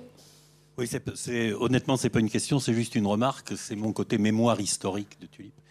Et non, simplement deux choses. D'une part, quand j'entends parler de 140 tonnes de dons de médicaments, je me dis qu'il faut se rendre compte que ça fait 200 fois ce qui a été donné la première année, donc il y a 40 ans, ce qui fait quand même une explosion en termes de progression qui est assez significative. Et comme le disait mon homonyme tout à l'heure, c'est un peu malheureux parce que ça veut dire que le monde continue à aller mal. Et la deuxième chose, c'est juste une chose pour rebondir sur une remarque du docteur Haddad tout à l'heure, quand il disait que ce qui est une des choses importantes qu'apporte Tulip, c'est la sécurité quelque part des dons de médicaments. Et c'est vrai que ce dont je peux témoigner, c'est que ça a été le premier sujet sur lequel cette association a travaillé. C'est-à-dire que la première chose que la poignée de pharmaciens responsables a faite, ça a été de normaliser le contenu de ces cantines pour faire en sorte qu'elles soient adaptées, donc qu'elles puissent être utilisées de façon sécure dans des conditions qui sont des conditions, on l'a vu, camp, pédiatrie, etc. Et la deuxième chose qu'on a toujours imposé à ce titre, ça a été que le travail de Tulip et le travail en termes de dons de médicaments se fasse avec des associations qui avaient en face d'elles des pharmaciens, des médecins, donc des gens qui étaient effectivement garants de l'utilisation, de la belle et de la bonne utilisation des médicaments. Voilà, merci. Merci beaucoup. Merci également à nos 4 intervenants.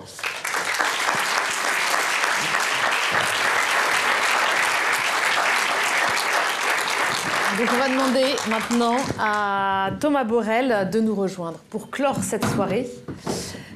Thomas Borel, secrétaire général et directeur de Tulip. Vous êtes médecin de santé publique, vous avez travaillé aussi dans le monde des ONG.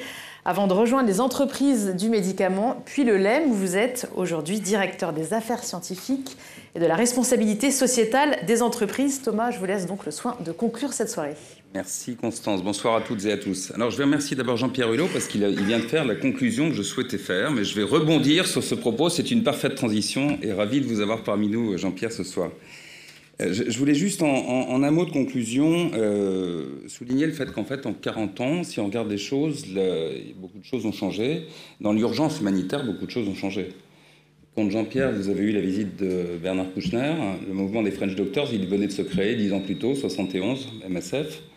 À l'époque, je n'étais pas encore sur ces activités-là dans ma vie professionnelle, mais je les ai connues un peu plus tard. On partait avec un sac à dos, on partait avec une malle tulipe, on arrivait dans des situations de crise et de tension internationale dramatiques. C'était souvent on soigne pas, il meurt pas. Depuis 40 ans, beaucoup de choses ont changé. D'abord, les ONG qui sont présentes, et nombreuses ONG se sont développées, professionnalisées. Les situations d'intervention aussi ont changé, puisque même si, et malheureusement, on arrive souvent dans des situations de crise sur les terrains internationaux, on est, comme on vient de le voir au travers du Liban et de l'Ukraine, sur des situations où les systèmes d'accès aux soins sont plus présents qu'ils n'étaient auparavant, et on peut s'en réjouir, mais sur lesquels l'enjeu pour les médicaments, c'est de disposer, d'éviter les ruptures d'accès aux soins dans la durée.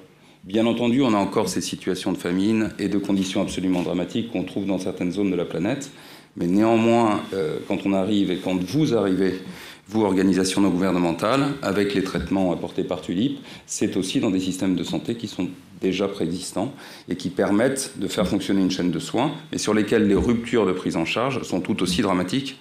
Vous arrêtez un traitement, une chimiothérapie pour le cancer pour un enfant, c'était le cas en Ukraine, on a eu à intervenir sur le sujet, c'est évidemment dramatique, et bien d'autres situations de ce type peuvent être soulignées. Alors moi, ce que je voudrais juste dire en conclusion, c'est que comme ça, quelques dates. Septembre 2017, ouragan Irma. 4 août 2020, situation, le blast qu'on évoquait tout à l'heure au Liban.